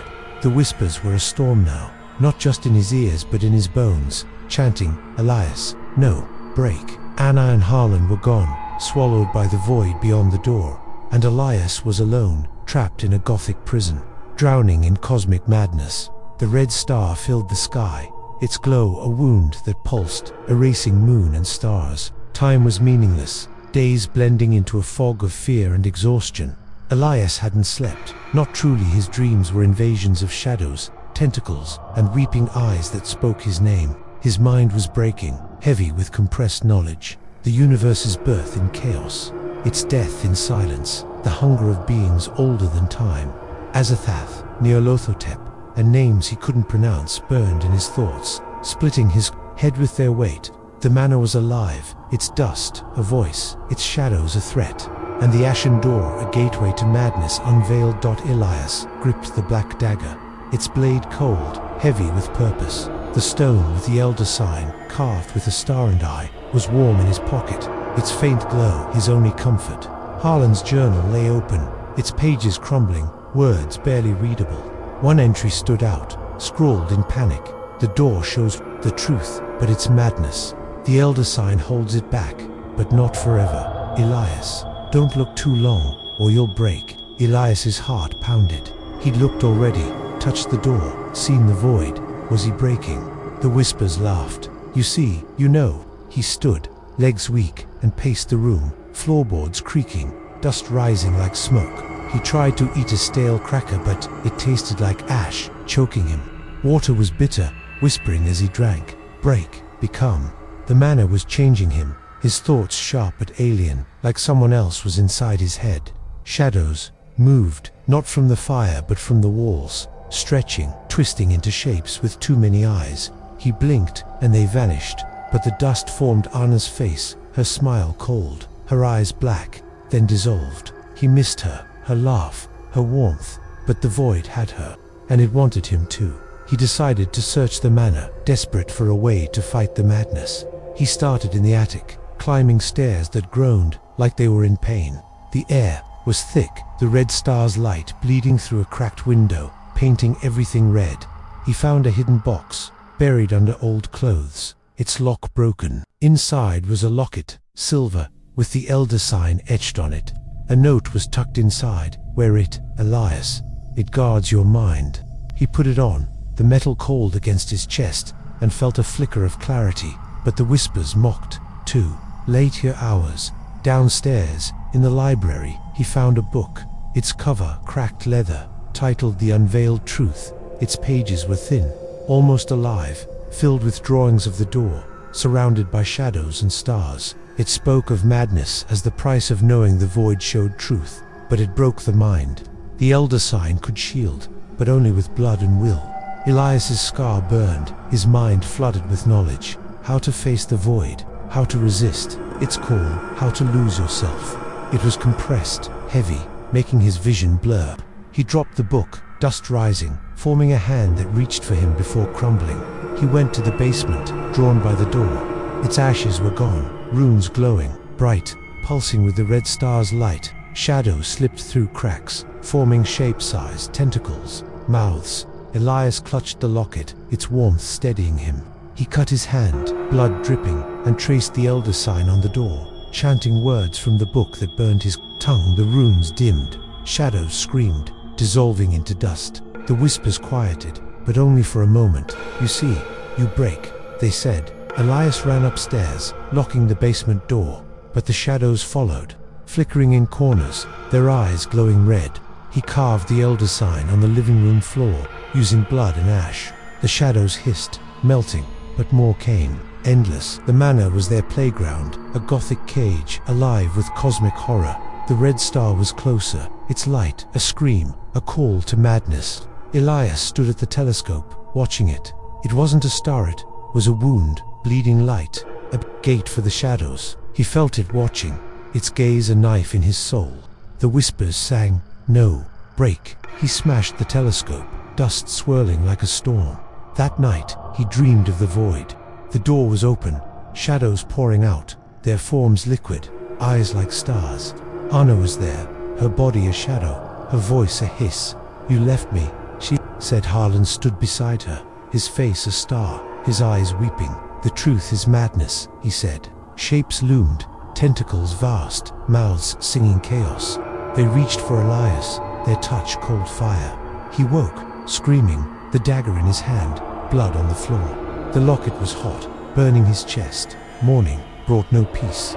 The dust was thicker, forming Shapestar's eyes, doors that moved when he blinked. He burned it, but the fireplace spat blue flames, whispering his name. His scar bled, soaking his bandage. He was breaking, body and mind. Under the cosmic weight, he searched the manor again, desperate. In a hidden room behind a bookcase, he found a shrine bones, candles, a mirror showing a shadow with his face, its eyes glowing. He smashed it, glass cutting his hands, blood mixing with dust. The whispers laughed. Madness comes. He found a cellar, deeper than the basement, its walls carved with elder signs, faded and cracked. A pool of black liquid reflected the red star, whispering, "No, break." Elias dipped the locket in, felt it burn, saw it glow with new power. He ran to the basement, shadows chasing, their voices a chorus of hunger. The door was bare, runes bright, shaking with the voids. Push. Elias carved the elder sign, blood and ash, chanting words that tore his throat. The door hummed, runes faded, shadows screamed, dissolving, but the whispers stayed, mocking, "You're mad, come." Elias collapsed, weak, bleeding. The locket was hot, its glow fading. He wrote in his journal, "The elder sign holds, but madness is here. I see too much." The dust formed Anna's face, her smile a lie, then broke apart. He cried, tears mixing with ash, his scar a fire in his flesh. The red star was closer, its light a song of madness unveiled. Elias felt it pulling, the void, calling. It gripped the dagger, the locket, ready to bleed again, but knew it wouldn't last. The manor was a Gothic cage, the door a cosmic wound, and he was its failing guardian, lost to madness. Chapter 9. Cosmic Awakening. Elias Black knelt in the shadowed living room of Blackwood Manor, the fire long dead, its ashes blending with the dust that coated every surface. The air was thick, heavy with the stench of burnt wood and something sharp, like blood and starlight mixed. His hands trembled, blood crusted from repeated cuts with the black dagger, each slice a desperate act to keep the ashen door sealed. The star-shaped scar on his leg burned, pulsing in time with the red star outside, its crimson light flooding the manor, turning walls into a sea of blood. The whispers were a storm now, not just in his ears but in his soul, chanting, "Elias, awaken." Join Anna and Harlan were gone, swallowed by the void beyond the door, and Elias was alone, trapped in a Gothic prison, his mind cracking under a cosmic awakening. The red star dominated the sky, its glow a wound that drowned all else, making night and day one endless red haze. Time was broken, hours slipping like sand through his fingers. Elias hadn't slept, his dreams replaced by visions of stars that screamed, tentacles that stretched across galaxies, and eyes that knew his name. His mind was heavy, stuffed with compressed knowledge, the universe's birth in fire, its end in chaos, the hunger of beings older than time. Azathoth, Nyarlathotep, and others pressed against his thoughts, their names a fire that burned his skull. The manor was alive, its dust a voice, its shadows a threat, and the ashen door a gateway to a truth he couldn't unsee. Elias clutched the black dagger, its blade cold, and the locket with the elder sign, its faint glow his only anchor. Harlan's journal lay open, its pages crumbling, words barely legible. One entry, scrawled in desperation, read, "The awakening comes when you see the truth. The door opens your mind, but it takes your soul. Elias, fight it, or you'll become theirs." Elias's heart pounded. He'd touched the door, seen the void, felt its truths flood his mind. Was he awakening to something cosmic, or losing himself to madness? The whispers laughed. "You know, you are..." He stood, legs weak, and paced the room, floorboards groaning, dust swirling like a living fog. He tried to eat a stale biscuit, but it tasted like ash, choking him. Water was worse, thick with a metallic Thames, whispering, "Awaken, become." The manor was changing him, his thoughts sharp but alien, like a stranger was inside his head. Shadows moved, not from the dead fire but from the walls, stretching into shapes with too many eyes. He blinked, and they vanished, but the dust formed Anna's face, her smile cold, her eyes black, then dissolved. He missed her warmth, her laugh, but the void had her, and it wanted him too. He decided to search the manor, desperate for a way to stop the awakening. He started in the attic, climbing stairs that creaked like they were screaming. The air was thick, the red star's light bleeding through a cracked window, painting everything red. He found a hidden trunk, buried under old blankets, its lock rusted. He broke it open with the dagger, splinters cutting his hands. Inside was a small book, its cover soft, like skin, with the elder sign etched in gold. A note was tucked inside. "The awakening is their trap. The sign holds it back, but only with blood and will." Elias's scar burned, his mind flooding with knowledge, how to resist the void, how to keep his soul, how to lose everything. It was compressed, heavy, making his head throb. Downstairs, in the library, he found another book, its cover black and cracked, titled The Cosmic Call. Its pages were thin, almost alive, filled with drawings of the door, surrounded by stars and shadows. It spoke of the awakening as the moment a guardian sees the void's truth becoming one with it, or breaking under it. The elder sign could shield, but only with fresh blood and a chant that burned the tongue. Elias's scar pulsed, his mind heavy with new truths, how to speak to the stars, how to call the void, how to become its voice. He dropped the book, dust rising, forming a hand that reached for him before crumbling. He went to the basement, drawn by the door. Its ashes were gone, runes glowing bright, pulsing with the red star's light. Shadows slipped through cracks, forming shape-size, tentacles, mouths. Elias clutched the locket, its warmth steadying him. He cut his hand, blood dripping, and traced the elder sign, chanting words that tore his throat. The runes dimmed, shadows screamed, dissolving into dust. The whispers quieted, but only for a moment. "Awaken, you are ours." they said. Elias ran upstairs, locking the basement door, but the shadows followed, flickering in corners, their eyes glowing red. He carved the elder sign on the living room floor, using blood and ash. The shadows hissed, melting, but more came, endless. The manor was their temple, a Gothic cage, alive with cosmic horror. The red star was closer, its light a scream, a call to awakening. Elias stood at the window, watching it. It wasn't a star, it was a gate, bleeding light, a path for the void. He felt it watching, its gaze a knife in his soul.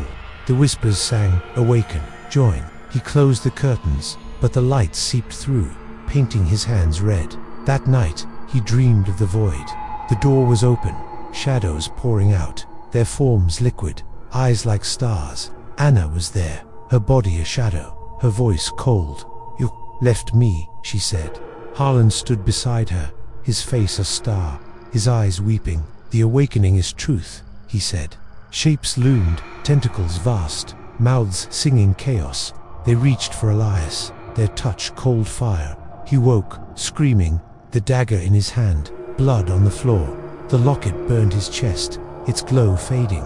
Morning brought no peace.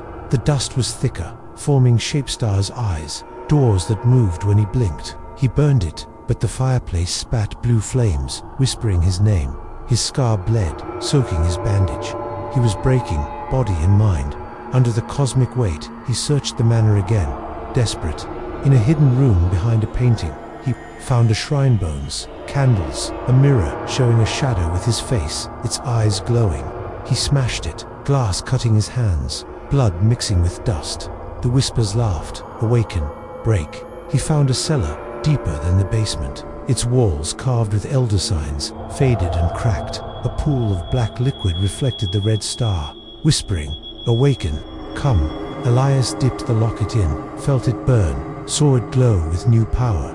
He ran to the basement, shadows chasing, their voices a chorus of hunger. The door was bare, runes bright, shaking with the void's push. Elias carved the elder sign, blood and ash, chanting words that tore his throat. The door hummed, runes faded, shadows screamed, dissolving, but the whispers stayed, mocking, "You're awake, come." Elias collapsed, weak, bleeding. The locket was hot, its glow fading. He wrote in his journal, "The awakening is here. I see the void, I'm losing me."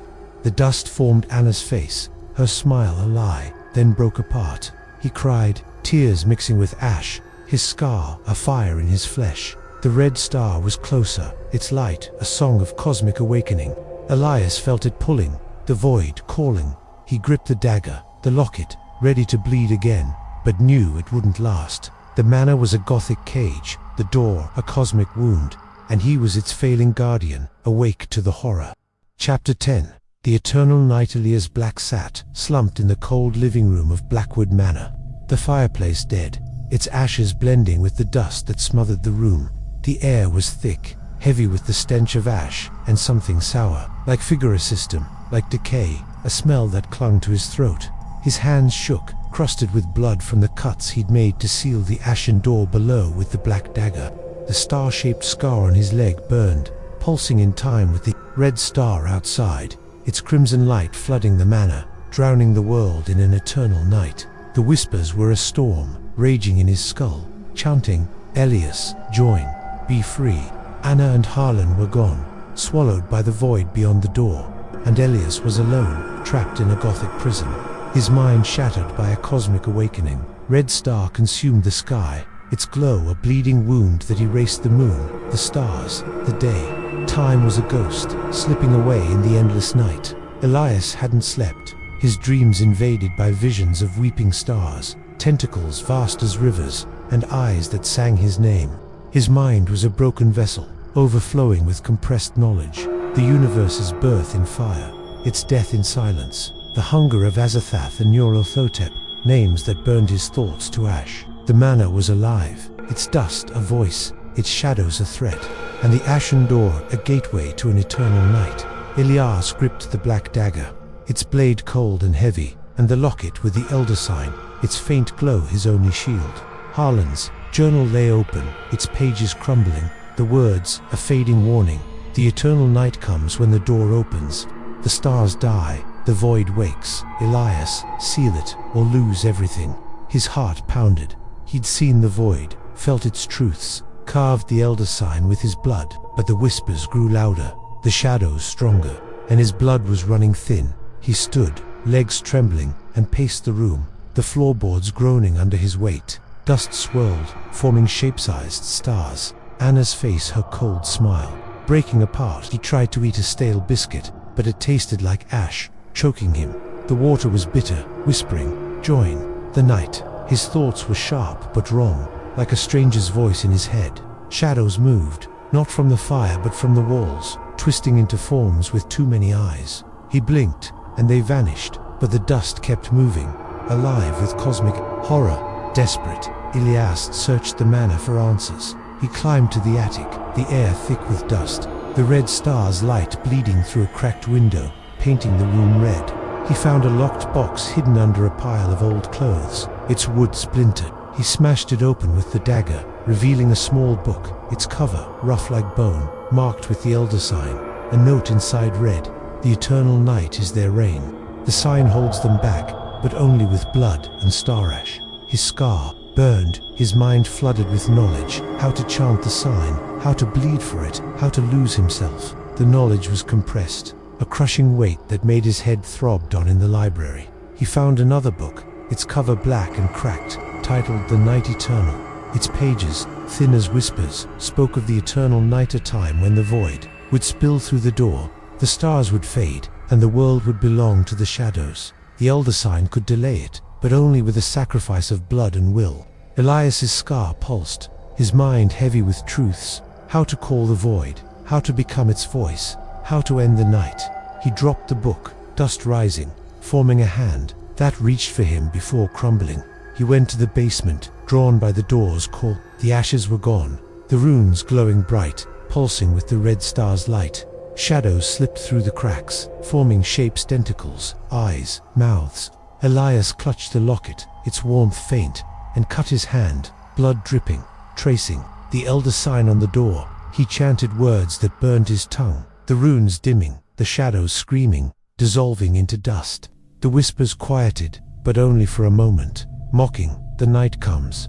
You come." Elias ran upstairs, locking the basement door, but the shadows followed, flickering in corners, their eyes red as the star. He carved the elder sign on the living room floor, using blood and fireplace ash. The shadows hissed, melting, but more came, endless, their voices a chorus of hunger. The manor was their temple, a Gothic cage woven with cosmic dread. The red star filled the sky, its light a scream, a call to the eternal night. Elias stood at the window, watching it. It wasn't a star, it was a gate, bleeding light, a path for the void. Its gaze was a blade in his soul. The whispers chanting, "Join the night." He closed the curtains, but the light seeped through, staining his hands red. That night, he dreamed of the void. The door was open, shadows flooding out, their forms liquid, eyes like dead stars. Anna was there, her body a shadow, her voice a hiss. "You left me," she said. Harlan stood beside her, his face a star, his eyes weeping ash. "The night is forever," he said. Vast shapes loomed, tentacles stretching across the void, mouths singing chaos. They reached for Elias, their touch cold as death.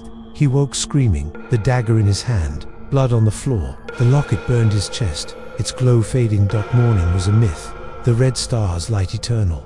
The dust was thicker, forming shape stars, doors. Anna's cold smile that moved when he blinked. He burned it, but the fireplace spat blue, flames, whispering his name. His scar bled, soaking his bandage, the pain a fire in his flesh. He was breaking, his mind a shattered mirror reflecting cosmic truths. He searched the manor, desperate for a way to stop the night. In a hidden room behind a bookcase, he found a shrine, bones, candles, a mirror showing a shadow with his face, its eyes glowing red. He smashed it, glass cutting his hands, blood mixing with dust. The whispers laughed. "The night is here." He found a deeper cellar, its walls carved with elder signs, cracked and faded. A pool of black liquid reflected the red star, whispering, "Join the night." Elias dipped the locket in, felt it burn, saw it glow with new power. He ran to the basement, shadows chasing, their voices a storm. The door was bare, its runes blazing.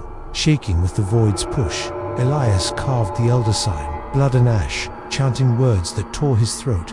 The runes dimmed, the shadows screamed, dissolving, but the whispers mocked. The night is eternal.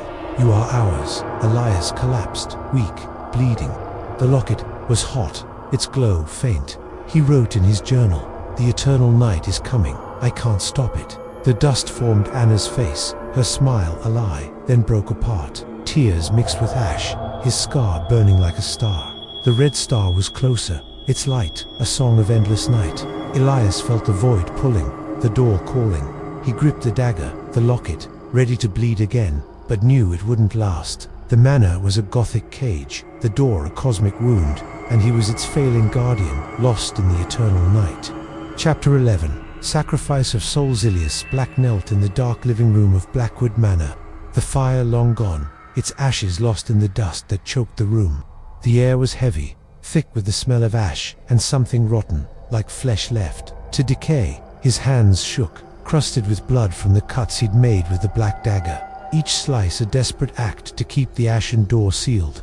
The star-shaped scar on his leg burned, pulsing with the red star's light that flooded the manor, turning walls into rivers of blood. The whispers were a hurricane now, tearing through his mind, chanting, "Elias, give, join." Anna and Harlan were gone, taken by the void beyond the door, and Elias was alone, trapped in a Gothic cage, his soul teetering on the edge of a cosmic sacrifice. The red star filled the sky, its crimson glow, a wound that swallowed moon, stars, and day, casting an eternal night. Time was a memory, hours melting into a haze of fear and pain.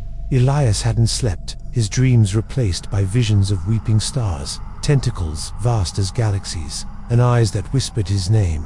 His mind was shattered, heavy with compressed knowledge, the universe's birth in chaos, its death in hunger, the names of Azathoth and Nyarlathotep burning like fire in his skull. The manor was alive, its dust a voice, its shadows a hunger, and the ashen door a gateway to a sacrifice of souls. Elias clutched the black dagger, its blade cold and heavy, and the locket with the elder sign, its glow faint, barely holding him. Together, Harlan's journal lay open, its pages crumbling, words a fading cry. The door demands a soul. The elder sign delays, but only a sacrifice seals it. Elias, don't give yours. His heart pounded. A soul, his Anna's. He'd bled for the door, carved the sign, but the whispers grew louder, the shadows stronger, and his blood was nearly spent. He stood, legs trembling, and paced the room, floorboards creaking like bones. Dust swirled, forming shapes, stars. Anna's face, her cold smile breaking apart. He tried to eat a stale crust, but it tasted like ash, choking him. Water was bitter, whispering, "Give the soul." His thoughts were sharp but alien, like a stranger's voice in his head. Shadows moved, not from the fire but from the walls, twisting into forms with too many eyes. He blinked, and they vanished, but the dust kept moving. Alive with cosmic horror, desperate, Elias searched the manor for answers. He climbed to the attic, the air thick with dust, the red star's light bleeding through a cracked window, painting everything red. He found a hidden box, buried under old blankets, its lock rusted. He smashed it open with the dagger, splinters cutting his hands. Inside was a small book, its cover soft like skin, marked with the elder sign. A note read, "The sacrifice of a soul seals the door. Blood is not enough. Choose, or the void takes all." His scar burned, his mind flooded with knowledge. How to offer a soul, how to chant the words, how to lose everything. The knowledge was compressed, a crushing weight that made his head throb. On the library. He found another book, its cover black and cracked, titled "The Soul's Price." Its pages, thin as whispers, spoke of the sacrifice needed to seal the door. Soul given willingly, burned with star ash, bound by the elder sign. The void would take it, leaving the world safe, but only for a time. Elias's scar pulsed, his mind heavy with truths. How to call the void, how to give a soul, how to end the night. He dropped the book, dust rising, forming a hand that reached for him before crumbling. He went to the basement, drawn by the door's call. The ashes were gone, runes glowing bright, pulsing with the red star's light. Shadows slipped through cracks, forming shapes, tentacles, eyes, mouths. Elias clutched the locket, its warmth fading, and cut his hand, blood dripping. Tracing the elder sign, he chanted words that tore his throat, the runes dimming, shadows screaming, dissolving into dust. The whispers mocked a soul. Give it. Elias ran upstairs, locking the basement door, but the shadows followed, flickering in corners, their eyes red as the star. He carved the elder sign on the living room floor, using blood and ash. The shadows hissed, melting, but more came, endless, their voices a chorus of hunger. The manor was their temple, a Gothic cage woven with cosmic dread. The red star was closer, its light a scream, a call to sacrifice. Elias stood at the window, watching it. It wasn't a star, it was a gate, bleeding light, a path for the void. Its gaze was a knife in his soul, the whispers chanting, "Give the soul." He closed the curtains, but the light seeped through, staining his hands red. That night, he dreamed of the void. The door was open, shadows flooding out, their forms liquid, eyes like dead stars. Anna was there, her body a shadow, her voice a hiss. "You left me," she said. Harlan stood beside her, his face a star, his eyes weeping ash. "Give your soul," he said. Vast shapes loomed, tentacles stretching across the void, mouths singing chaos. They reached for Elias, their touch cold as death. He woke, screaming, the dagger in his hand, blood on the floor. The locket burned his chest, its glow fading dot. Morning was gone, the red star's light eternal. The dust was thicker, forming shape stars, doors, Anna's cold smile that moved when he blinked. He burned it, but the fireplace spat blue flames, whispering his name. His scar bled, soaking his bandage, the pain of fire in his flesh. He was breaking, his mind a shattered mirror reflecting cosmic truths. He searched the manor, desperate for a way to stop the sacrifice. In a hidden room behind a painting, he found a shrine bones, candles, a mirror showing a shadow with his face, its eyes glowing red. He smashed it, glass cutting his hands, blood mixing with dust. The whispers laughed, "Give the soul." He found a deeper cellar, its walls carved with elder signs, cracked and faded. A pool of black liquid reflected the red star, whispering, "Sacrifice, come." Elias dipped the locket in, felt it burn, saw it glow with new power. He ran to the basement, shadows chasing, their voices a storm. The door was bare, its runes blazing, shaking with the void's push. Elias carved the elder sign, blood and ash, chanting words that tore his throat. The runes dimmed, the shadows screamed, dissolving, but the whispers mocked, "A soul, yours." Elias collapsed, weak, bleeding. The locket was hot, its glow faint. He wrote in his journal, "The door wants my soul. I can't give it." The dust formed on his face, her smile a lie, then broke apart. Tears mixed with ash, his scar burning like a star. The red star was closer, its light a song of sacrifice. Elias felt the void pulling, the door calling. He gripped the dagger, the locket, ready to bleed again, but knew it wouldn't last. The manor was a Gothic cage, the door a cosmic wound, and he was its failing guardian, facing the sacrifice of his soul. Chapter 12. Ashes to Eternity. Elias Black stood alone in the shadowed living room of Blackwood Manor. The fireplace, a pile of cold ash, blending with the dust that choked the air.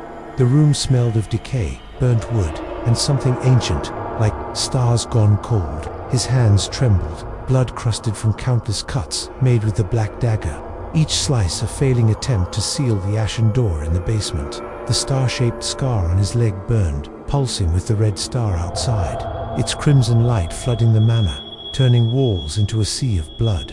The whispers were a storm, tearing through his soul, chanting, "Elias, give, become." Anna and Harlan were gone, swallowed by the void beyond the door, and Elias was the last, trapped in a Gothic cage, facing a cosmic eternity. The red star consumed the sky, its glow a wound that erased the moon and hope, casting an eternal night. Time was shattered, moments slipping into a haze of dread. Elias hadn't slept, his mind invaded by visions of weeping stars, tentacles vast as galaxies, and eyes that sang his doom. His head was heavy, breaking under compressed knowledge. The universe's birth in fire, its end in hunger, the names of Azathoth and Nyarlathotep scorching his thoughts. The manor was alive, its dust a voice, its shadows a hunger. and the ashen door, a gateway to ashes and eternity. Elias clutched the black dagger, its blade cold, and the locket with the elder sign, its glow faint, barely holding him together. Harlan's journal lay open, its pages dust, words a final plea. The door leads to eternity. Ashes seal it, but only with a soul. Elias, don't give yours. His heart pounded. He'd bled for the door, carved the elder sign, but the whispers grew louder, the shadows stronger, and his blood was nearly gone. His soul was all that remained. He paced the room, floorboards creaking like bones, dust swirling, forming Anna's face, her smile cold, her eyes black then crumbling. He tried to eat a stale crust, but it tasted like ash, choking him. Water was bitter, whispering, "Give eternity." His thoughts were alien, sharp with truths not his own. Shadows moved, twisting into shapes with too many eyes, vanishing. When he blinked, the dust was alive, drawing stars, doors, faces, a cosmic horror woven into the manor's Gothic walls. Desperate, Elias searched the manor for a final answer. He climbed to the attic, the air thick, the red star's light bleeding through a cracked window, painting everything red. He found a hidden box, buried under old blankets, its lock rusted. He smashed it open with the dagger, splinters cutting his hands. Inside was a small book, its cover soft like skin, marked with the elder sign. A note read, "Ashes to eternity. The door takes a soul to close forever. Choose, or the void claims all." His scar burned, his mind flooded with knowledge. How to offer a soul, how to burn it with ashes, how to end the night. The knowledge was compressed, a crushing weight that made his head throb. In the library, he found a final book, its cover black and cracked, titled The Eternal Seal. Its pages, thin as whispers, spoke of the door's end, a soul given willingly, burned with star ash, bound by the elder sign, sealing the void for eternity. The cost was everything: the guardian's life, their soul, their name. Elias's scar pulsed, his mind heavy with truths. How to call the void, how to give himself, how to become ashes. He dropped the book, dust rising, forming a hand that reached for him before crumbling. He went to the basement, drawn by the doors. Call. The ashes were gone, runes glowing bright, pulsing with the red star's light. Shadows slipped through cracks, forming shapes, tentacles, eyes, mouths. Elias clutched the locket, its warmth fading, and cut his arm, blood pooling, tracing the elder sign. He chanted words that tore his throat, the runes dimming, shadows screaming, dissolving into dust. The whispers mocked, "A soul, yours." Elias ran upstairs, locking the basement door, but the shadows followed, flickering in corners, their eyes red as the star. He carved the elder sign on the living room floor, using blood and ash. The shadows hissed, melting, but more came, endless, their voices a chorus of hunger. The manor was their temple, a Gothic cage woven with cosmic dread. The red star was closer, its light a scream, a call to eternity. Elias stood at the window, watching it. It wasn't a starlight, it was a gate, bleeding light, a path for the void. Its gaze was a knife in his soul, the whispers chanting, "Give eternity." He closed the curtains, but the light seeped through, staining his hands red. That night, he dreamed of the void. The door was open, shadows flooding out, their forms liquid, eyes like dead stars. Anna was there, her body a shadow, her voice a hiss. "You left me," she said. Harlan stood beside her, his face a star, his eyes weeping ash. "Give yourself," he said. Vast shapes loomed, tentacles stretching across the void, mouths singing chaos. They reached for Elias, their touch cold as death. He woke, screaming, the dagger in his hand, blood on the floor. The locket burned his chest, its glow gone. The eternal night was endless. The red stars light a song of doom. The dust was thicker, forming shape stars, doors, Anna's cold smile that moved when he blinked. He burned it, but the fireplace spat blue flames, whispering his name. His scar bled, soaking his bandage, the pain a fire in his flesh. He was breaking his mind, a shattered mirror reflecting cosmic truths. He searched the manor, desperate for a way to end it. In a hidden room behind a painting, he found a shrine bones, candles, a mirror showing a shadow with his face, its eyes glowing red. He smashed it, glass cutting his hands, blood mixing with dust. The whispers laughed, "Give the soul." He found a deeper cellar, its walls carved with elder signs, cracked and faded. A pool of black liquid reflected the red star, whispering, "Sacrifice, eternity." Elias dipped the locket in, felt it burn, saw it glow faintly. He ran to the basement, shadows chasing, their voices a storm. The door was bare, its runes blazing, shaking with the void's push. Elias carved the elder sign, blood and ash, chanting words that tore his throat. The runes dimmed, shadows screamed, dissolving, but the whispers mocked, "Your soul." Now, Elias stood before the door, weak, bleeding. He knew the truth. The door needed a soul to close forever. His soul. He thought of Anna, her laugh, her warmth, lost to the void. He thought of Harlan, his warning, his failure. The manor was a Gothic cage, the door a cosmic wound, and he was its last guardian. He cut his arm deeper, blood pooling on the floor. He mixed it with the last of the fireplace ash, painting the door with the elder sign. He chanted, his voice breaking, "Take me, seal it." The door hummed, runes fading, shadows screaming, the red star's light dimming. The whispers stopped, the dust stilled, the manor silent. Elias fell, his blood gone, his soul heavy. The locket was cold, its glow gone. He wrote in his journal, "I gave it. The door is sealed, ashes to eternity." The dust lay still, no faces, no stars. The red star faded, the sky clearing.